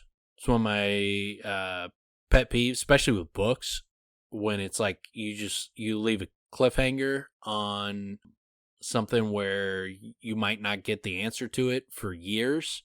Fucking hate that shit. He's got 2 massive cliffhangers, but he gives so much to all the other shit that it's like, okay, yeah, it's still so good. Well, so forgive it. We also don't know what he did. We don't know exactly. Yeah. We don't know the exact circumstances of what's happened here, why the world's in the state that it's in. It's all a mystery. It's great. But you guys hate tension, so I get it. That's a problem for you. But yeah, it's it's great, man, to keep that stuff shadowed in mystery, The kind of cliffhanger I really hate is like there's one in The Walking Dead, and I won't fucking give away the spoiler, but there's like a specific scene where there's a character, Negan, is brought in, and when he's brought in, it's like an intense fucking scene, and like he's interacting with these group of people, and it's fucking tense as shit. And then the scene ends, and you don't know what fucking happened, and then you're not going to get the culmination of the scene for at least a year. And it's like, so now you expect me like to go from this massive tension where I'm on the edge of my seat, and then you pull the rug out from under me. You're not going to give me the culmination of that scene, and then you're going to jump back into the scene a year later, and I'm not going to be in that same emotional state that I was just in. Yeah. Like, that is just such fucking garbage writing. Like, you just ruined how awesome that scene was. Like, I was so... Like, I was, like, texting my cousin. Like, he was like, oh, let me know when you get to the end of it. And I was, like, so fucking mad. Like, he was disappointed because he thought it was great. And I was like, no, fuck that. I was like, you just ruined it. Because, like, a year later, I was like, now you just give me a year to think about what fucking happened. And I'm going to have, my own fucking theories on it. And if they don't do what I think, then I'm going to be disappointed in that. And I was like, you just ruined it. I was like, all the tension's gone. I'm not going to jump into it and all that tension's going to be there. I've had a year to sit with it. I was like, that's just fucking dumb. I was so mad. Dan flat out refusal to be titillated. He just can't, he won't stand for it. Not. Well, it could be one of those. Fucking edge There me. are certain. Don't edge me, bro. Don't edge me. There are certain instances like that, though, where it does feel like, hey, we decided, you know what? Cliffhanger right here. Let's split this one up. And like, yeah, I mean, I guess we could do that. And they just run with it. Keep them coming back for more, guys. Yeah. There are a couple things on this page that I found really, really interesting. Well, one is we get the price on Kvothe's head. It sounds like a lot. 1,000 royals and a duchy. I don't know what a duchy is, but sounds like a lot. No, become a duke. Oh, okay. Yeah. So you get a piece of land and a title. Yeah. Most likely. Yeah. Interesting. Okay. But then also what I thought was, to me, really, really kind of could be a big thing when he's basically explaining about Chronicler. That fellow isn't just some ordinary scribe. He's a sort of historian here to write down the true story of my life. You've missed the beginning, but if you'd like, you can stay for the rest. Again, he's talking to Aaron. Yeah. He smiled an easy smile. I can tell you stories no one has ever heard before, stories no one will ever hear again, stories about Florian. I stopped there. I want to stop there because that sounds like he's going to he's going to murder Chronicler, he's going to burn the story. Yeah, that's his plan. Which is interesting because, like, in one of the episodes, I even fucking brought that up. I was like, because, I can't remember what the context was. I was like, but it was the fact that he was telling what happened to his family, and I was like, exactly. Like the only way this is the first time he's retold this is if he's going to, like, after Chronicler's done, he's gonna fucking, like, chop his head off and kill him and be like, this story's never getting fucking out. I just wanted to fucking get it off my chest, but no one's ever fucking hearing this again. Yeah, except Bast. Yeah, I don't follow, guys. Can you further explain why you think that he's going to kill Chronicler? Well, he's telling. Are you serious, or was Aaron, that a joke? What do you mean? I he's know, telling like, Aaron. If that was I literally don't understand. I was he's joking. Aaron, I was joking, saying that because originally we talked about how when Kvothe tells the story about what happened to his family, I was like, this is a story that he's buried deep down, that he's not telling anybody. Right. And I was like, so the fact that he's willing to tell Chronicler and Bast so blasé, and Chronicler is writing this down in a story that anybody will be able to read for the rest of the fucking history of this world. Anybody will know this information about him, that he is fucking locked down, super secret. That to me tells me that he's told this story before. And I was like, the only way it would make sense that it's not that he hasn't told the story before is because he does not plan on this book ever being released.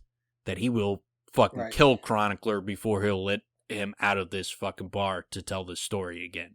So that's what I mean in why he would kill Chronicler. I don't actually think he's going to kill Chronicler. I'm just saying, like, that would, that would make sense of the fact that he's telling Chronicler this story when he's never told it before. I think he's probably told it to someone, but if he hasn't, that would make sense of it, that he would be willing to just kill Chronicler and make sure the story never gets out. I don't think that's what's going to happen, but that was just kind of my joke. And then, Fitz, for your sake, since you asked the question, he's telling Aaron, I can tell you stories no one has ever heard before, stories no one will ever hear again. So if people are never going to hear these stories again, he's telling Chronicler. The idea is Chronicler's writing down Kvothe's stories to set the record straight. If no one's going to ever hear these stories again, he's going to have to kill Chronicler. Yeah. Or he's not going to let this book out. Now. That's I where understand. I was the way coming that from. I took that. Yeah, I get you now. The way I took that was no one will hear it first person from Kvothe's mouth. They'll read about it. Yeah, I didn't take it that way, but anyway. But you could hear it. Or someone could read it to you. Like you're literally. It's not like he made a point out of Chronicler. It needs to write word for word what he says. Yeah. So it's not even like they're going to get the telephone game. They're getting a book from him word for word. So yeah, it definitely sticks out when he's like, no one's ever going to hear this again. That fucking sticks out. Yeah. That he's not letting his book get out. Yeah. But then he does go on to also explain stories about Felurian, how I learned to fight from the Adem, the truth about Princess Ariel. But then on the flip side of that, he also says to Bast later on, Bast is like, oh, it's when Kvothe talks about meeting the Kvothe, and Bast is like, tell me you didn't talk to Kvothe, and, tell me you can tell him whatever you want, and he'll fucking write it down no matter, he'll do whatever I fucking tell him.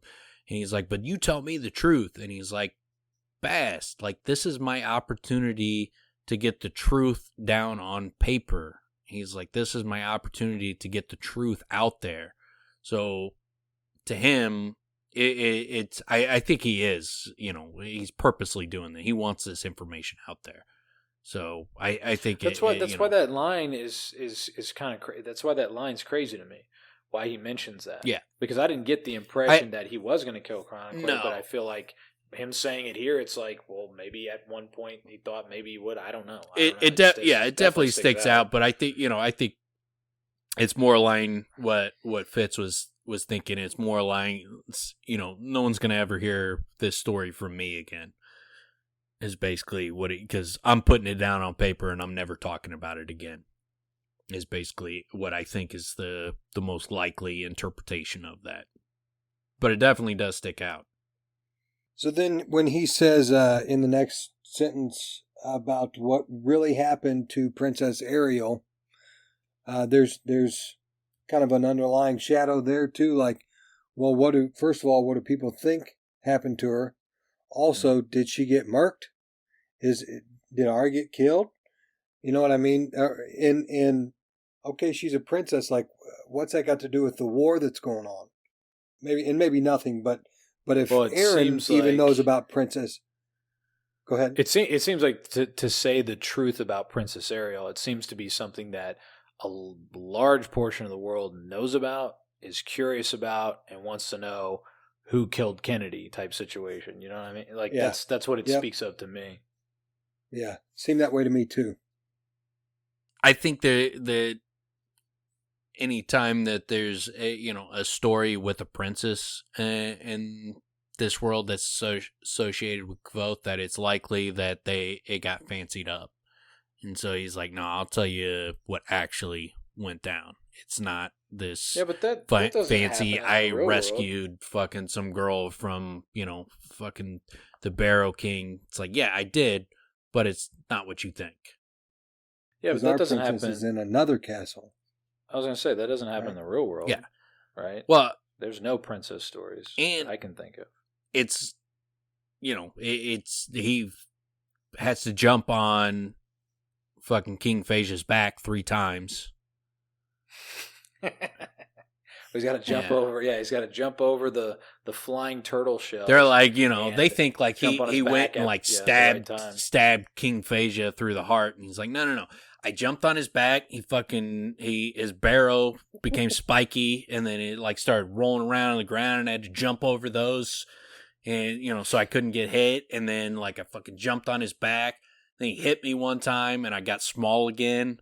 I lost my fireballs. Well, I couldn't use fire anymore. And then fucking I jumped on his back 3rd time, killed him.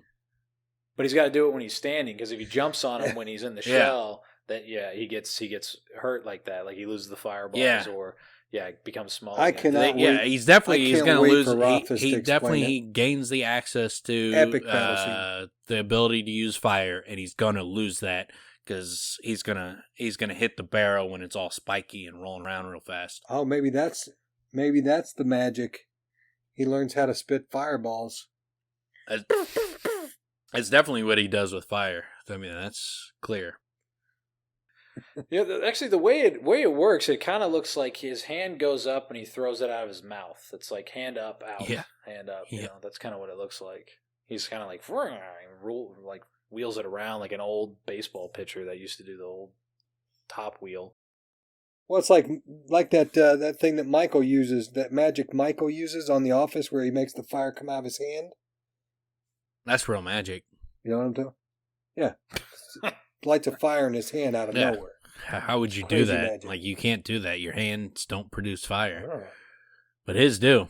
it's magic. Man, you guys are really into the really mediocre the really mediocre magic. Okay, Mediocre, do it. nothing. You do it right now. Do it. You can't, can you? You can't. Fucking jackass. You just got fucking owned. Try to name one of my You got cards. owned so hard. Try to name my card, Tim. What card do I have? Yeah, what card am I I thinking don't of? think so. Nope, wrong. 7. Wrong. It was a 7. Don't listen. He's lying. It was a 7. But what suit was it, Tim? It wasn't wearing a suit. We also get here too when he's like, I know how this war started. I know the truth of it. Once you hear that, you won't be nearly so eager to run off and die fighting in the middle of it. So it seems like the world has a misguided view of what started this, where they would have, you could see where a 16-year-old would have some patriotic view of, got to fight for king and country. And Kvothe knows that this is some fucking petty fucking shit, or these are some fucking right bastards that, you should not be fighting for these guys. Or there's some aspect of this war that it is clearly petty or misleading, manipulative. I mean, it's not a heroic war, good It's not versus just, evil. Yeah. Or that It definitely Kvothe, seems that way. sides with the rebels. No, because then he'd be like, go fight for the other fucking side, fighting for the wrong side. He's like, no, this fucking war is fucking not worth fighting.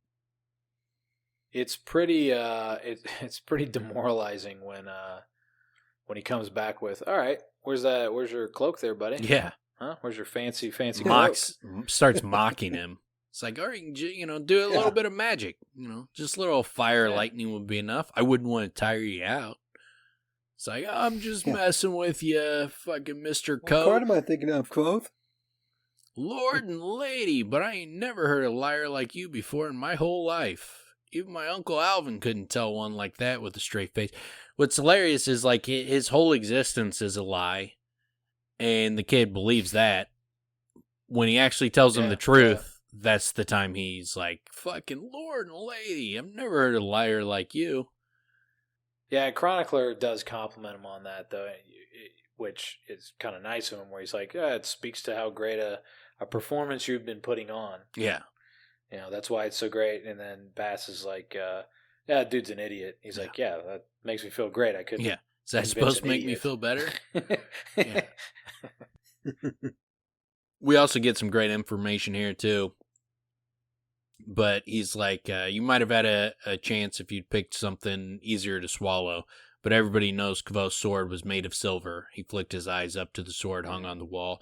It wasn't called Folly either. It was Sarah, the poet killer. The innkeeper rocked back a bit at that. The poet killer? Which makes me think, does he kill like a poet? And could be Ambrose, could be considered a poet. Sim is a poet. There's the Poet King that Vachette fucking talks about. Mm-hmm. So so could be one of those three that Kvothe kills, and then his sword gets called Poet Killer.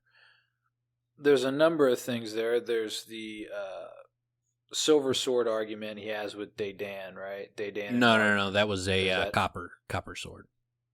Oh, it's copper. All right, forget that then. But when he gets the name of the sword, isn't there like in his mind? There's it almost sounded like this. The break in an Eldvintic verse. That's what Sim when he's like speaking his Eldvintic or whatever it's called, Eldvintic poetry, and he's like, "Oh, this shit thumps, man," and fucking there's a line where like Will goes to him. He's like, "What's that break in the line called?" And he's like, "Caesura" or something like that. It's a break in an Eldvintic poetry, and so that's what Kvothe names his sword. Is that same thing that Sim tells him is the break in Eldvintic poetry. But isn't the name also close to something else as well? It is. He gives it that name, the break in the Eldvintic verse, and they're like, no, that's not the name. It's this. It's slightly different. I was going to say, but it's very close. The name, the name they Adim have for it. Ability is insane. Exactly. The name that they have for it. Well, they tell him they're like, the name is this, and then he repeats the name that Sim has for the break in Eldvintic poetry, and they're like, no, that's not the name. It's this. I feel like it was like say Sarah and then say Sura. Yeah. It was like that close. Yeah, I think that's probably right. But yeah. So like the break in an Eldvintic poetry and then Poet Killer, it seems like, he's going to kill a poet, which would make you think, because I can't see a scenario that he kills Sim. And the fact that when he talks about, I've killed men and things that were more than men, every one of them deserved it. There's no way that's Sim. So yeah, I think it limits it to either he's going to kill Ambrose or he kills that fucking Poet King.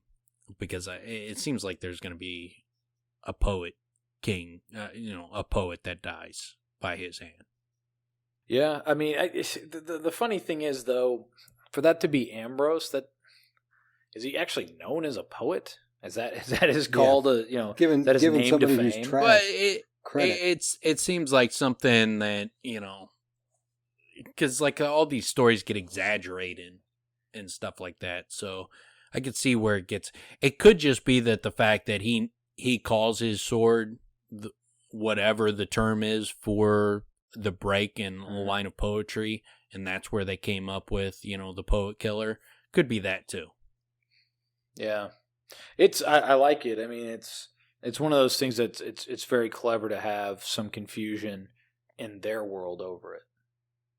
Some inconsistency, which is a consistent inconsistency within their world. Again, it adds a little more intrigue, a little more mystery to what ends up coming out of this. Yeah, especially because it's one that Kvothe hasn't even heard of. But but I think he seems to be intrigued by it. Yeah, and it's close to the actual name. Go ahead. But I think it's so blatant that I hear what you're saying about the Eldvintic language and it being specific to poetry, the name of it. But it's sure is a blatant referral. You know what I mean? Yeah, and we also get a couple pretty.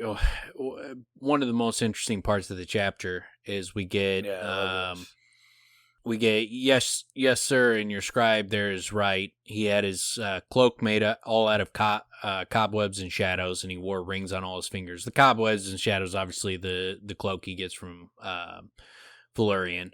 But then he goes, on his first hand, he wore rings of stone, iron, amber, wood, and bone. And then he can't remember the other part. And then Kvothe finishes it for him. He's like, there were rings unseen on his second hand. One was blood in a flowing band. One of air, all whisper thin. And the ring of ice had a flaw within. Full faintly shone the ring of flame. And the final ring was without a name. So we get, stone and iron, wood, fire, ice. Those 5 all make sense as, powers that he's going to get naming over. And then the fact that they're on 2 different hands, and you tie that in with when Fela learned the name of stone and she made her stone ring and she went to put it on one hand and Elodin was like, no. Goes on the other hand. You're not even no one's close to ready for a ring on the other hand. And so it makes you think that like the air, the ice, and the flame that he's got, like, I think that is probably the difference between naming and shaping, that he learns how to shape with things like fire and air and blood. And yeah, the others. And blood, I don't know. Nice. I mean, blood, it could be. There could also be some metaphors in this. I don't think all of them are completely accurate. Like amber is talked about. Florian mentions amber at one time. He mentions like people thought I had like a ring of amber or something of amber to kill demons. There's Kvothe mentions that as Coat in a chapter, or it's as Kvothe is hearing stories about himself. So I think there's probably some of it is metaphors, like the bone. I think might have something to do with the ring that Stape gives him, or the ring Mellowin gives him. So I don't know if all of them are literal. I think some of them are metaphorical, but the fact that he's got rings on both hands, I think that is a demonstration that he's got the ability to name and shape. That's my best guess. With my main questions, probably pretty obvious. One, Amber, I think she sounds like a nice girl. Yeah. Very nice. That's who he marries. He marries Amber. Yeah. He just doesn't give a fuck about her though. He's still obsessed with Denna. And like she's like the whole time, like she's like maybe she's like living in a different house. They don't live in the same house. She shows up at the end of the 3rd book. She's like, you're still fucking talking about Denna?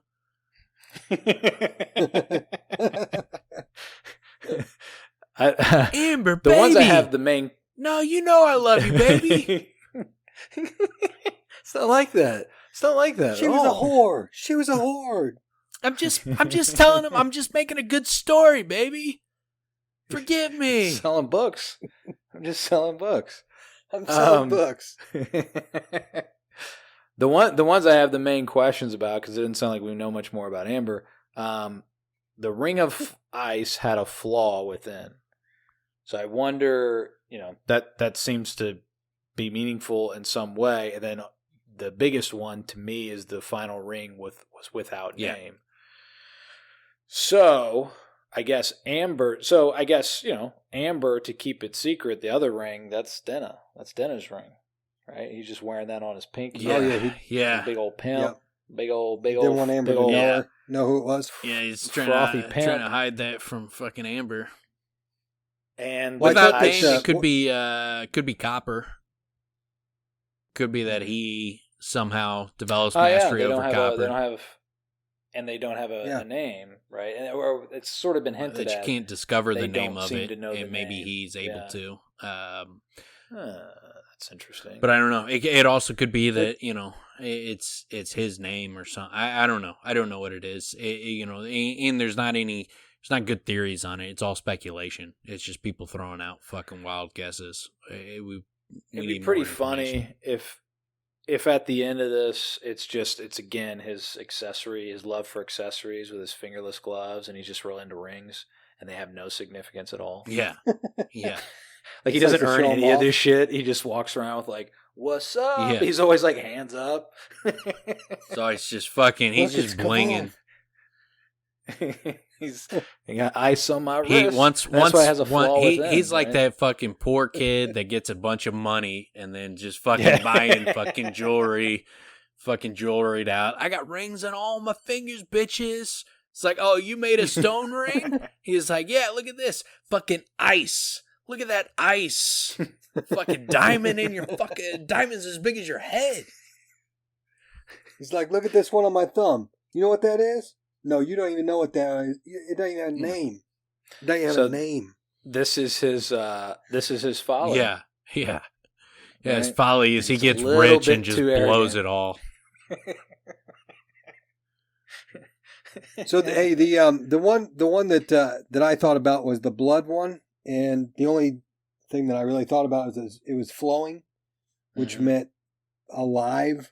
You know, like if blood that's not flowing is dead blood, you know, or blood of a dead thing, and this is alive. So I don't know what it is, but in my own head I speculated that he'd be a creator of some sort. You know, some kind of life comes from, I don't know. Well, he could just be picking a scab. Blood too. in a flowing Maybe band. It's the Rue, man. The guy, and it's because he's the Rue, so he's got the Rue blood and the boys. Oh, The band is okay. the boys. So it's tying in his Rue blood and the fact that he started a boy band. Ooh, And they got that flow, man. Now, They got that flow. Everybody's all about their flow. yeah, they're like boys They're like, to men. no, you got to hear By it. the Like way- when Kvothe fucking he starts spitting, like that motherfucker can flow. He's got fucking mad flow. So by the way, so here's the thing: when he's in the boy band, he leaves the loot Yeah. behind because you know he's grabbing that Yeah. mic with both hands with the rings popping. yeah, fucking. You know, and he's flexing the. That's where the flexing flow and bicep the fucking as he rings came sings. from. Is he's always fucking bumping fucking 10 rings, fucking iced out, fucking flowing like a motherfucker, man. He just throws that shade Well, on. And he's like basically like their world's DMX. He's got that fucking raspy voice. It's like, man, I got that fucking baritone voice. It's like with that flow, kid, you don't even know. You don't even know. You heard 2 Chains? He's You just heard of 2 Chains? Yeah. I'm 10 Yeah. rings. 10 rings. Oh, gross. man. Oh, I this like guy's to, a killer, dude. He is the showman on stage, man. He is the band leader. Yeah. You know, grand style, fantastic. I like to, though, when Aaron is kind of, you know, has fucking deflated Kvothe, and then Bast comes up and, like, throws the sack down, like, all right, dude, time for you to fucking go. And then Aaron's like, you know, would you look in on my mom? And he's like, yeah, and I'll also look in on Rose for you. And and he sits there and thanks him for it. I'd appreciate it, Aaron said. Relief was plain in his voice. She was in a bit of a state when I left. She could do with some comforting. Bast stopped midway through opening the inn's door and gave the broad-shouldered boy a look of utter disbelief. Then he shook his head and finished opening the door. Right, off you go. Have fun in the big city. Don't drink the water. That again, that makes me like Bast Yeah. a lot. Just that kind of attitude, but also like, what the Yeah. fuck is wrong with you, dude? Like, Don't drink are the you- water. Did you hear what I just said? Like, oh man. Outside of that, you know, then he starts to go into the story, and we get the so much of my young life was spent trying to get into the university. I wanted to go there even before my troop was killed, before I knew the Chandrian were more than a campfire story, before I began searching for the Emir. I'm curious, like, because he hasn't really started searching for the Emir in earnest, so that could be a reference to something that's going to happen in the third book. But then, you know, he drew a deep breath and flashed a sudden smile, and for a brief moment looked nothing like an innkeeper at all. His eyes were sharp and bright, green as a blade of grass. Ready? Bast's plan is working.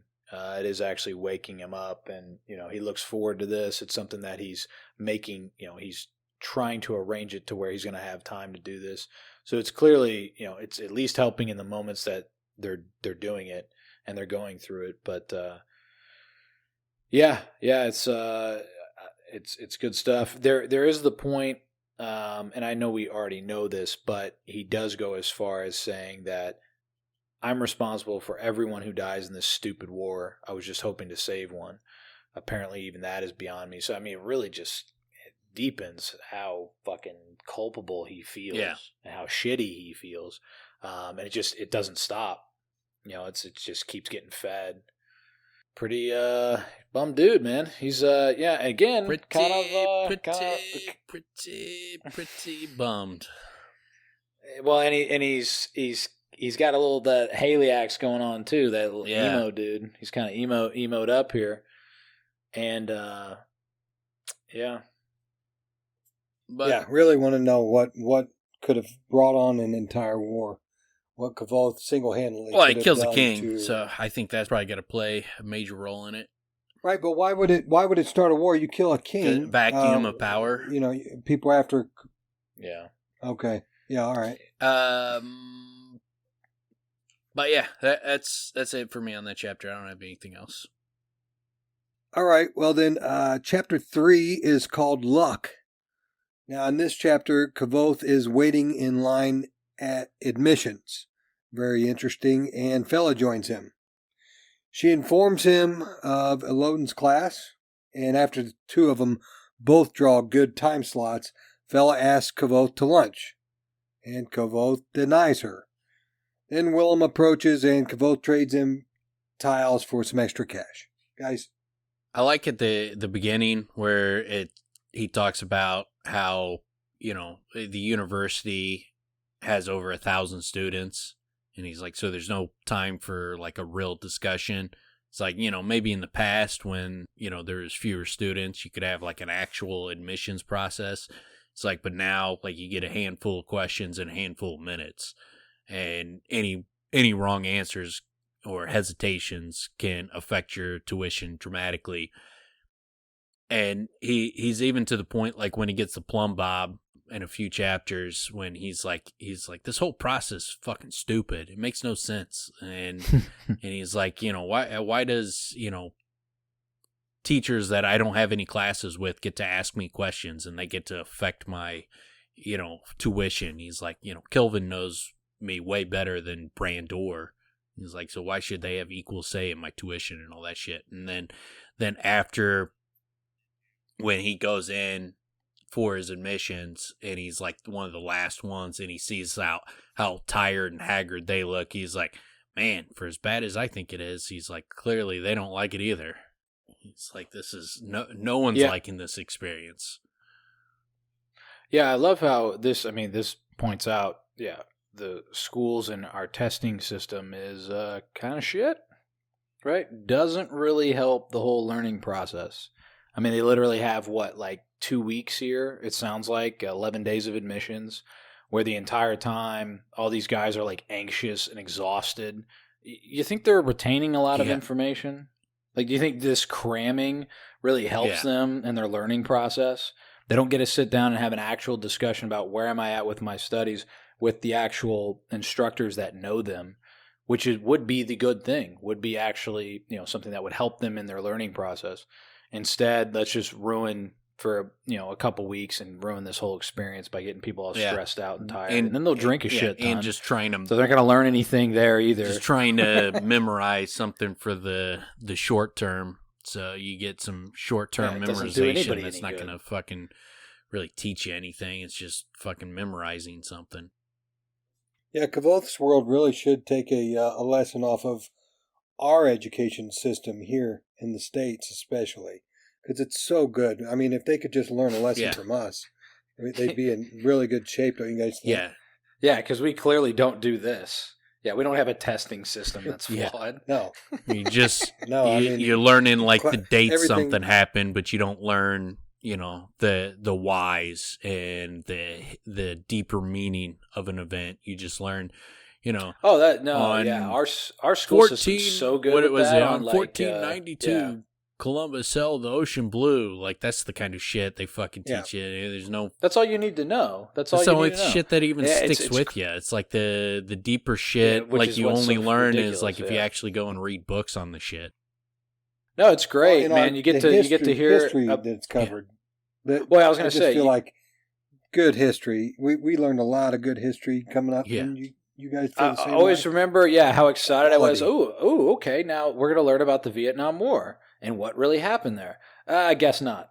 We're going to learn about, any one of these wars. What really happened? I guess we're not going to learn that. Half the time, well, too, I guess this year's you, over. You learn the information, and then, like, if you actually dig deeper into the subject, you're like, well, this is the opposite of the fucking truth. Like, I learned the opposite of the fucking truth. Like, Hoover was he was a big, small government guy. And it was like, then you read about, like, what actually Hoover did, and you're like, well, no, he, like, tripled the fucking spending. Like, he tripled the spending. Like, even, like, FDR's people were like, we modeled the New Deal off of fucking Hoover's, programs. And it's like, well, this is the opposite of the truth. This is 180 degrees opposite of what we learned.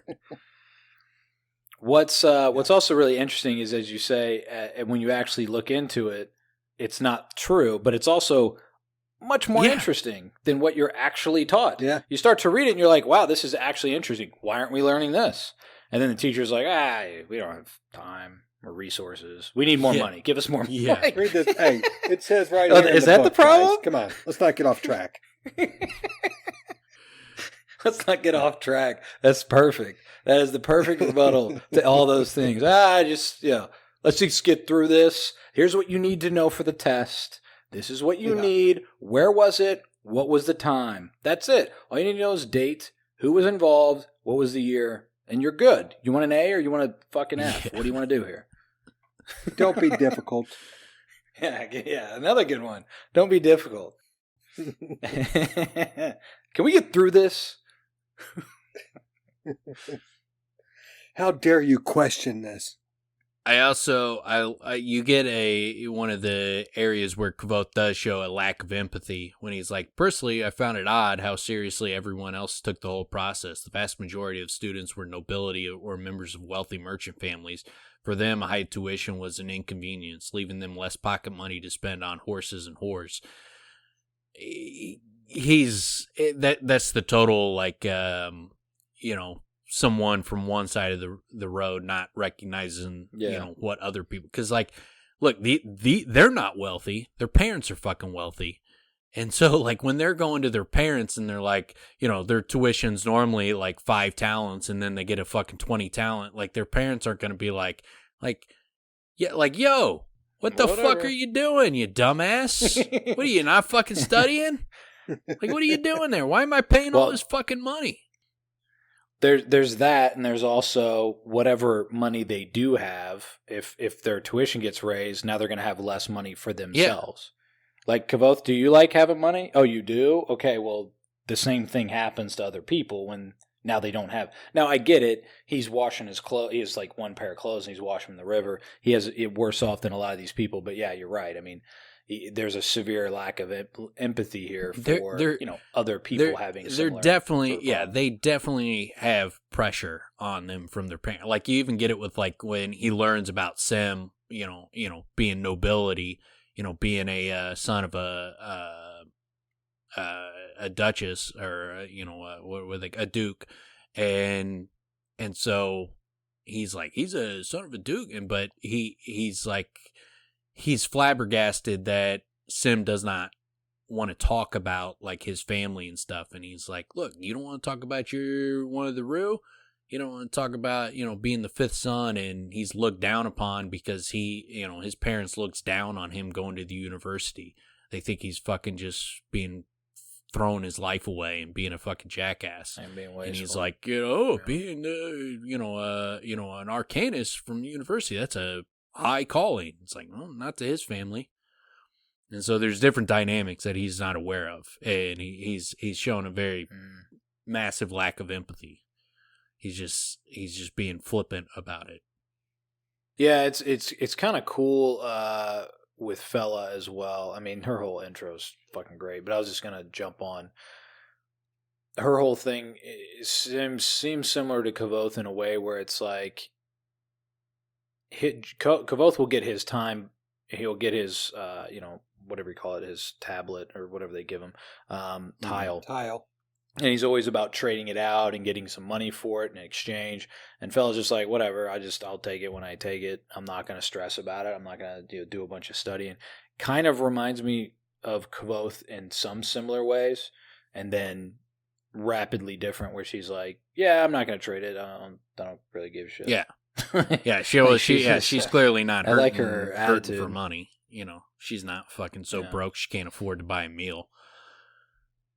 Yeah. Hey, what'd you guys make of it when Kvothe actually refuses her trade? When she's like, you want mine? You need more days or what? Like Kvothe, specifically stated, I could have had a couple more days. I could have, sold it. And then right after that, he's like, no, I don't want to take your luck. Yeah, it's pride. I think it's no pride, reason. Yeah, it's pride and old taking charity. Clueless Kvothe. And in a way, it's also him just being kind of clueless to like, dude, she feels like she owes you. And she's always coming on to you. And she's definitely willing to help you out if she can help you out. And you just don't really see it. He doesn't, I don't know, man. It's kind of frustrating.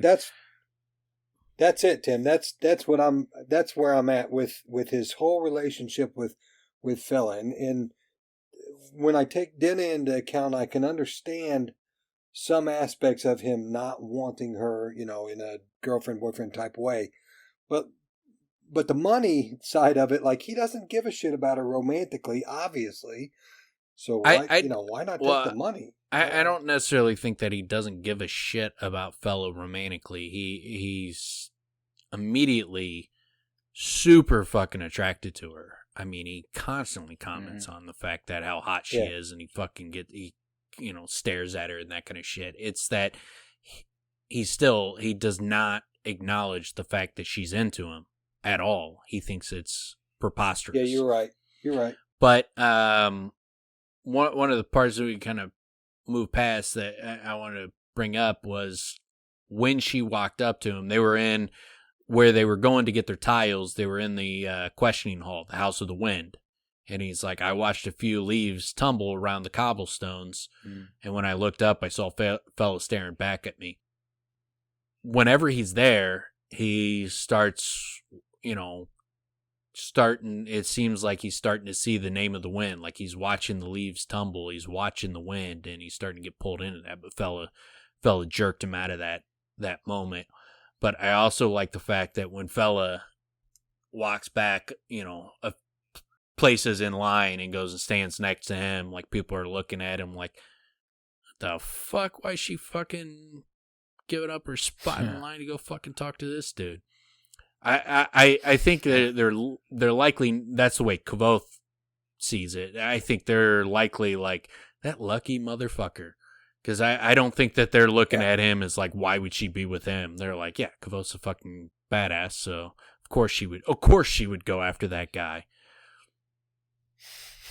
She doesn't know how good of a person I am. If she just knew how good of a person I am, she would want me. I'd treat her so good. Yeah. I could definitely be friend zoned by her so easily. And then also, I'm sure everyone knows he saved her life. That's going to probably carry some heavy weight with anyone, right? So that's definitely a huge part of it seems.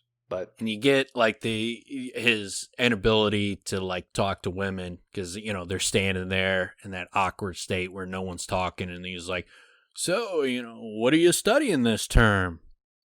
And basically he gave her the what's your major? And like the worst fucking questions that college kids ask girls. Like that is just embarrassingly bad. Like, so what's your major? Like, are you seriously taking a lot of hours this semester? Yeah. Oh, you got a lot of studying, huh?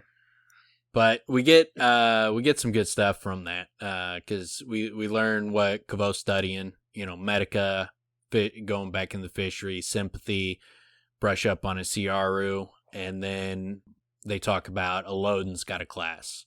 And he's like, I didn't think they let him teach. And then when she's like, tries to make him feel good, like, well, maybe he's going to, tell you about it personally later. And he's like, who can say with Elodin? If he isn't crazy, he's the best actor I've ever met. And then they go in. She asks him, did he really throw you off the roof of the crockery? I gave an embarrassed chuckle. That's a complicated story, I said, then changed the subject rather clumsily. What's the name of his class? And classic Elodin, I have the slightest idea. He said the name of the class was the name of the class. She looked at me. What does that mean? When I go to ledgers and lists, will it be under the name of the class? It's fucking just classic Elodin. Yeah, dude. I love the stuff contained here about Elodin. The idea that he got in a fist fight in a tavern because someone had insisted on saying the word utilize instead of use. Yeah.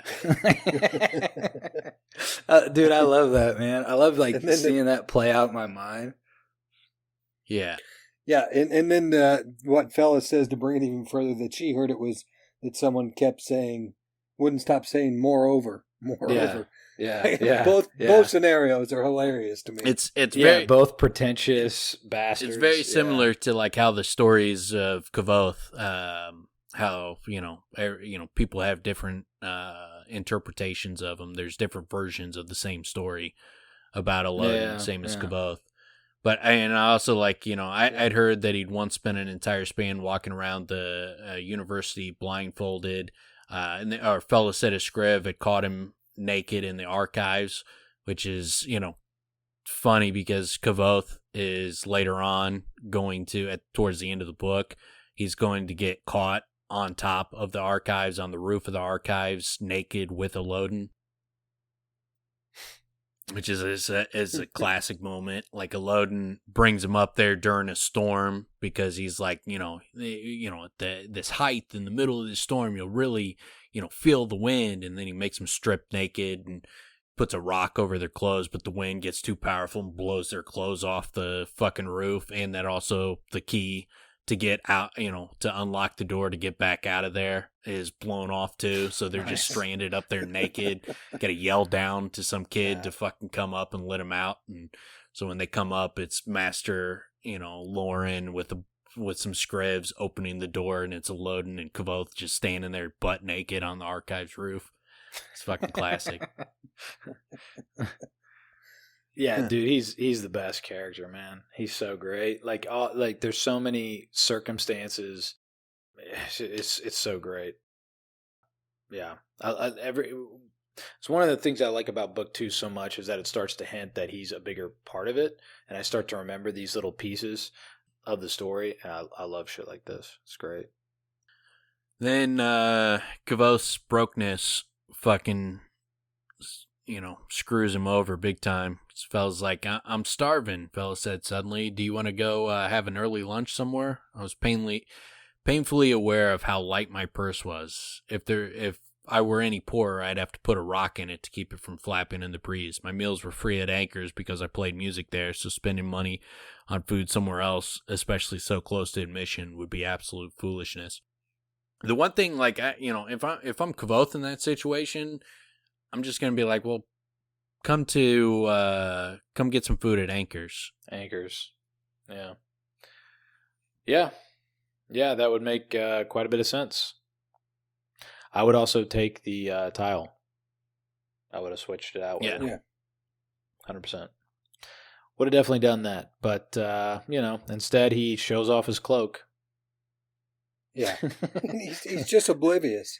He's just oblivious to her past. That one is like so fucking obvious. Where she's not only like, come have lunch with me, but then she's also, when he's like, hey, you already did enough. You gave me the cloak. She's like, Fela smiled at that, reaching out to run her knuckles across the front of my cloak. I'm glad you like it, but as far as I'm concerned, I still owe you. She bit at her lower lip nervously, then let her hand drop. Mm-hmm. Promise me you'll let me know if you change your mind. I promise. That Jesus Christ, dude, what are you fucking doing? She's laying it on pretty thick. She's even doing the taking an excuse to touch him and biting her lower lip and promise me if you change your mind, you'll come find me. Like, come on, man. Yeah. Well, and then also, she reached out to run her knuckles across the front of the cloak. She gave him a little rub. Yeah. So I'm saying, right? She reached out and fucking touched him. Well, yeah, but I'm saying on the front. So she gave him a little rub. Yeah. There. Just, test the waters out. You think it was an extended rub, Tim? He just didn't acknowledge that she rubbed his crotch. He's so oblivious. That's how clueless. So, He's like, that's what girls do, I is. guess. They just, fucking just like give your junk a quick little tug and fucking say, hey, promise me if you change your mind. She's just fucking fucking tugging his fucking cloak up and down as she's like, promise me if you change your mind, you'll come find me. And he's like, oh, well, that was wonderful, but I guess that's just what girls do. She let go and quit tugging, so she must not be interested. She didn't. Well, finish. and it plays out. It plays out exactly how you expect it to. This is one of those situations. I know what he's going to say before I read it, and Willem comes up. Are you finished with your flirting then? And he's going to say I wasn't flirting. 100%, and it's exactly what he says. And I hear it that way every time. Where it's like, well, it's not like that. And that's exactly what he says. It isn't like that. She's just friendly. I love Will because like we constantly get his friends being like, probably every person who reads the book, like you should have been fucking jackass. Yeah. It's like, what the fuck was I waiting around there, for if you're not going to fucking take advantage of this opportunity? She's just friendly. Man. It's like, yeah. Yeah. She's overly friendly with She's you. giving you no one else. She's not doing that to anyone else. Over the cloak fucking hand job. In public.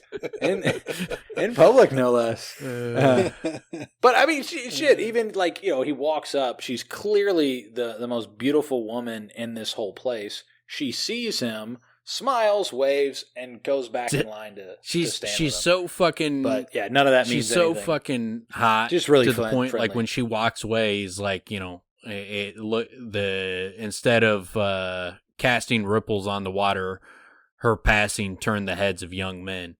Like fucking everybody is like fucking mesmerized by this fucking girl.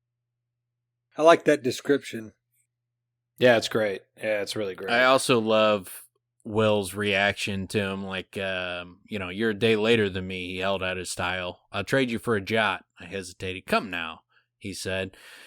It's not as if you can study in the archives like the rest of us. I glared at him. Your empathy is overwhelming. I save my empathy for those clever enough to avoid driving Master Archivists into a frothing rage, he said. For folks such as you, I only have a jot in trade. Would you like it or not? I love I love their friendship on, the fucking ball busting and that kind of shit. They're, they don't have like a fake friendship where they're not willing to fucking, tread over lines. Yeah, I like that as well, where it's like, oh, hey, man. And he's like, whatever, man, you're fucked up. And he doubled down. Really? I got to walk on eggshells? Yeah, exactly. He doubles down on it. Yeah, I definitely appreciate that, for sure. It's more realistic in terms of they're actually friends, True to life. Would you say true to life? Yeah, which very is true to life. Yeah. Well, which is actually quite important because Sim is not like that because he's just so freaking nice. Like he's so nice to a fault that he can't act like this because he's not even like capable. But that's how friends act, So it's important that he has one friend at least that acts this way to make it more realistic. Simmons stands out so much because he's just an absurdly good person. But he's also Sim will this. bust his balls, but it's about women. Typically. Yeah, but and it's completely different. Which makes it more interesting is like he's got a completely different personality. So the way he jokes around with Kvothe is much different than the way Will jokes around with Kvothe. But they all have that, ability to fucking kind of bust each other up and shit, and but their personalities are, all three of them have completely different personalities. None of them are alike. This is also one of those situations again that I was talking about earlier. We're on page 30, and again, I'll still say this book can stand on its own. This is the introduction to Willem, and it's a very good introduction of their relationship. Yeah. You get a really good picture of where they're at, and you even get a little bit about Sim, where you don't want him as a partner in corners, right? So you at least get that little piece. Then the next time we come in, so it's These are great. I mean, they're great in terms of catching you back up if it's been a while since you read the first book. But it's also, again, I still think it's a book that can stand on its own, and a big part of it is these little nuggets that he drops. And the not wanting Sim as your partner in corners is a running joke, because that's the same thing Savoy fucking says to him when he makes they make some kind of it's when Kvothe runs into Denna at the Elodin with Savoy, and he makes the comment, it's like, you can make it up to me next time by, taking Savoy as your partner in fucking corners. So, like, it's a running joke that nobody wants wants Simon as their partner in fucking corners. So. Yeah. But then, it ends with Will, he says he's gonna keep that slot, and then, Will asks him what he's going to do. He's like, I'm going to study. And he's like, how? Still banned from the archives, aren't you? There are other types of preparation, I said mysteriously. Willem snorted. That doesn't sound suspicious at all, he said. And you wonder why people talk about you. I don't wonder why they talk. I wonder what they say. Which is 100% his personality, because especially after he gets back to the university after his Florian fucking and Adim stories and all that shit, he starts fucking going into bars and just listening to people talk about him. Just loving every fucking minute of it. Well, not only that, but he's laying it on extra thick when, he knows he actually is going to sneak into the archives. He's not got some secret way or different way of studying. He's going to study like everybody else by going to the archives. Yeah. This is it's pretty cool too that Willem, he knows something's going on. He can read them well enough that he's like, yeah, there's something going on here. I don't know exactly what you're up to, but so right on, I guess. Yeah, reminds me of a friend of ours that when you say something like that, he says, "You think you're slick? Think you're being slick, don't you, there, Kvothe? Huh? He ain't slick." I don't even know who that friend would be. I think this is made up friend. Tommy says it. Tommy says, "You think you're slick." Tommy. That guy, he's a fucking douchebag if there ever was a douchebag. Whoa.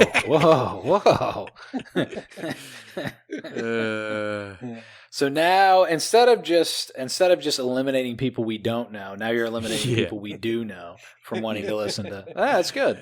Yeah, it's great. It's like good Tommy, you don't Tommy being like one much. of the first like test listeners. He's gonna eventually get to this episode and be like, "Hey, man." He's gonna call you up, Dan. Yeah, he's gonna call you up and be like, "You think you're slick, huh?" It's like, hey, you should feel. Hey, yeah. You should feel grateful that you made it into the fucking podcast, man. You made it into the most listened podcast in fucking the history of podcasts, dude. Feel grateful. We have 60 million listeners. 60 million listeners. I like your I like your command to feel grateful after insulting someone. That's pretty nice.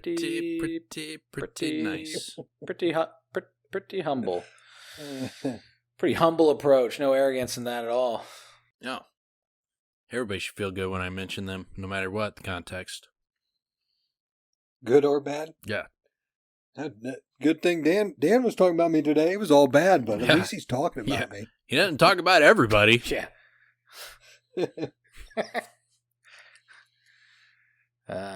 There's no bad no bad press, so they say. Something like that. Who's they? I don't know what they say. I don't even know who it is. You gotta listen, bro. You gotta listen. Well, I got my ear to the street, Tim. I haven't heard that. Where the hood at? Well, that's the problem. It's supposed to be to the grindstone, not the street. Where the hood at? Clearly, Dan's been listening to a lot of DMX lately. Well, spoiler alert. He's been sick. Spoiler alert. It's not DMX died. That's not a spoiler. Like it happened, yesterday or today? Yeah, it happened today. Okay, so you're spoiling people who didn't know the news that are listening now? Listening. Okay. And then, now this us. is another one where they're going to be like, so hold on. So DMX died on fucking, what is the date today? And then they're going to be like, and you guys didn't put this out until like fucking 8 months later. Well, hopefully he won't be dead by then. Hopefully he comes back, you know? Yeah. We'll see. So maybe he's not dead. Know. Darkman. So Darkman X, man. Could be a fake spoiler. He's been sick. I didn't know he died. That's very disappointing. Yes. R.I.P. in peace. My guess is his family is very disappointed. Well, I heard that his family was saying... would rather he not be dead. Me too, Tim. Me too. Yeah. What do we got coming up, Dan? He's going to meet up with Ari, get a little fun interaction with Ari, and then probably the biggest aspect of the next episode will be he goes to the Elodin again, and we get another singing, playing music aspect where it's a pretty great scene. It's when he plays the difficult song, makes it look easy, and then plays the easy song, makes it look extremely difficult. Really difficult. Yeah. Pisses a bunch of people off. Other people are really into it. It's classic scene. Denna's going to get reintroduced. It's going to be her first appearance in this book. So Ari and Denna and the Elodin. It's been a while since we've been able to hear him play music. Feels like it's been a long while. Yeah, this is as far as since that moment in the first book, this is probably the second biggest just single aspect of him playing music as far as the impact. Another big one is when he plays for Bichette. Yeah. But yeah. Yeah, that's really interesting. But this one, I mean, they go into great detail on it. Like it's very similar to like his first time to the Elodin. It's a great chapter. And it's O Susanna, right? Isn't that what he plays? Yeah. It's Old MacDonald and O Susanna. Okay. Wait, so which one's the hard one? Which one's the difficult one? Obviously. O Susanna is the hard one. Old MacDonald's the easy one. Oh. I had him backwards. I don't think. Oh, it's because of the way he plays them. That's why I had it backwards. Go ahead. Yeah. Well, he plays an easy one, makes it look really hard. He makes Old MacDonald look very hard, but then he makes Old Susanna, which is super hard. He makes that look fucking easy.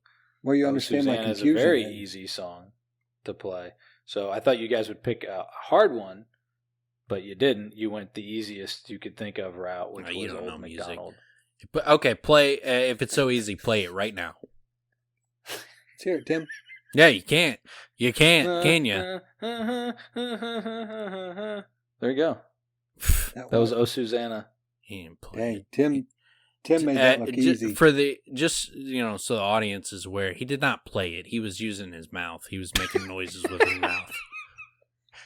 That was not an instrument. That was. But I just hit my fucking keyboard on my. That was not an instrument. That was all out of his mouth. Fucking what an idiot! The keyboard he does have mouth sounds played by himself. Yeah, but that was not it. He just, I've spent just tons of time tonality, just literally getting my voice on different notes, and then I just hit the keys. Yeah. That's not obsessive. They really should. They should take some license with his music playing, and make it, songs from our world, pop songs. Just I will say those the two songs you just mentioned, that performance, that will play really well if they pick the right music. The performances would play. I don't mean Old MacDonald and O Susanna, but the making a difficult song look really easy. Yeah, and a easy song look really difficult. That would be a good actor. It'd be so hard to actually do. Like how would you know without someone like you? You have to have someone tell you. But like how would you know that that musical piece is hard to play? It's all directing, bro. It's all directing and acting, man. Yeah. Yeah, there's some things like how do you put that into like actual picture? Like Because it's that's just going to look like he's like playing something, but like, why is it, yeah, I mean, the only way you know is without it it's being just going to real be characters songs, telling you. That's the art of it, bro. Yeah. You got to be able to fucking see hit how that home easy run, he man. made that Swing for look? the fences. Easy. Woke up Brilliant. quick at about noon. That should be definitely one of them, for sure. Yeah. Probably the difficult one. Yeah.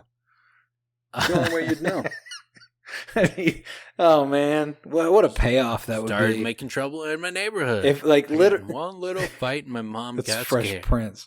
Yeah, I know. But that dude, what a payoff it would be for people like us watching, and we're like, I wonder what song it's gonna be, and woke up quick at about like what? Oh man, And that's the joke. Like everybody's like, that was so hard, and they're like, no, it's easy. Like it wasn't hard, but he made it look hard. He just plays 2 Eazy-E songs. Oh man, Real motherfucking G's. I like it. I'm into it. Or Too Short. He could do Too Short. That'd be a good one. Blowjob Betty. I'm so hard pimping these hoes on the boulevard. That's a real quick way to cut up your audience real fast. Like you thought we were going a certain way with this show? Nope, not going that way. We're going a whole nother direction. Me and a buddy of ours went into a bar, and they had a jukebox where you could play the clean version or the dirty version. And so I immediately looked up Too Short, Blowjob Betty, and then I played that, and it played it like not bleeping out anything. It just played the dirty version of it, which was hilarious. And then we went back like a week later to that same spot, and then when I went to play it again, it was all bleeped out. They didn't have the dirty version anymore. And spoiler alert, the bleeped out version of Blowjob Betty, not as good. Really loses a lot when you don't have the curse words. Because it's like almost the whole fucking song is bleeped out. Yeah, it's there's hardly any of it that is not bleeped out. The funny thing is, the first time I ever heard Too Short, my oldest brother brought home one of his tapes, the blue one with the tombstone, and it was so funny because of how bleeped out it was. It was like, dude, there's no lyrics. Like it was like it was all like like conjunctions. He bought basically the version of the tape. The first time I heard Too Short was in 3rd grade, and like this kid gave me a cassette tape. This is probably like an 89 or 90, and it was a cassette tape, and like I had to listen to it like as a little kid, like on a fucking tape recorder, where like I had to like hide in my room and hide it so my parents couldn't hear me listening to it, because it was especially for a 3rd grader, yeah, it was pretty fucking hardcore. It's pretty hardcore for an adult, frankly. Dan had his little grader, Danny had his dictionary out, like, what's a blowjob? What's a rim job? Yeah. Wow, so she's like really good at holding her breath and what is it, gargling? What is? Mom, I heard about this thing called a rusty trombone. Not quite sure what it is. Oh man, that's good. I really hope we got people Googling Blowjob Betty, looking it up, and what was the other one? The Narb. Yeah, Narb. Yeah. Narb, yeah. And a rusty trombone. They're going to have to Google that. Yeah. I'm Googling them both. There's some good stuff to Google in this episode. As soon as we get off. Raising the Bar. Episode 1 of Book 2, Raising the Bar when it comes to sophistication and approach to art itself. Very highbrow. We'll just call it art. Highbrow art. Well, what they don't understand is we three hold ourselves to a higher standard. And I think that's clear. We don't like title episodes, but for this one, I think we'll just title it Highbrow. I like rusty trombone, but okay. Yeah, a highbrow rusty trombone. I feel like there's another joke in there somewhere where someone is surprised by something. That's the highbrow part there. Huh? Oh man, that's no. I think it's perfect the way that it was stated. Well, all right. On that note, as always, shove it down your fucking face and fucking enjoy it again. So, I don't know how you can. All right, folks. Fantastic. Later, killers. Peace out. Yeah. See ya.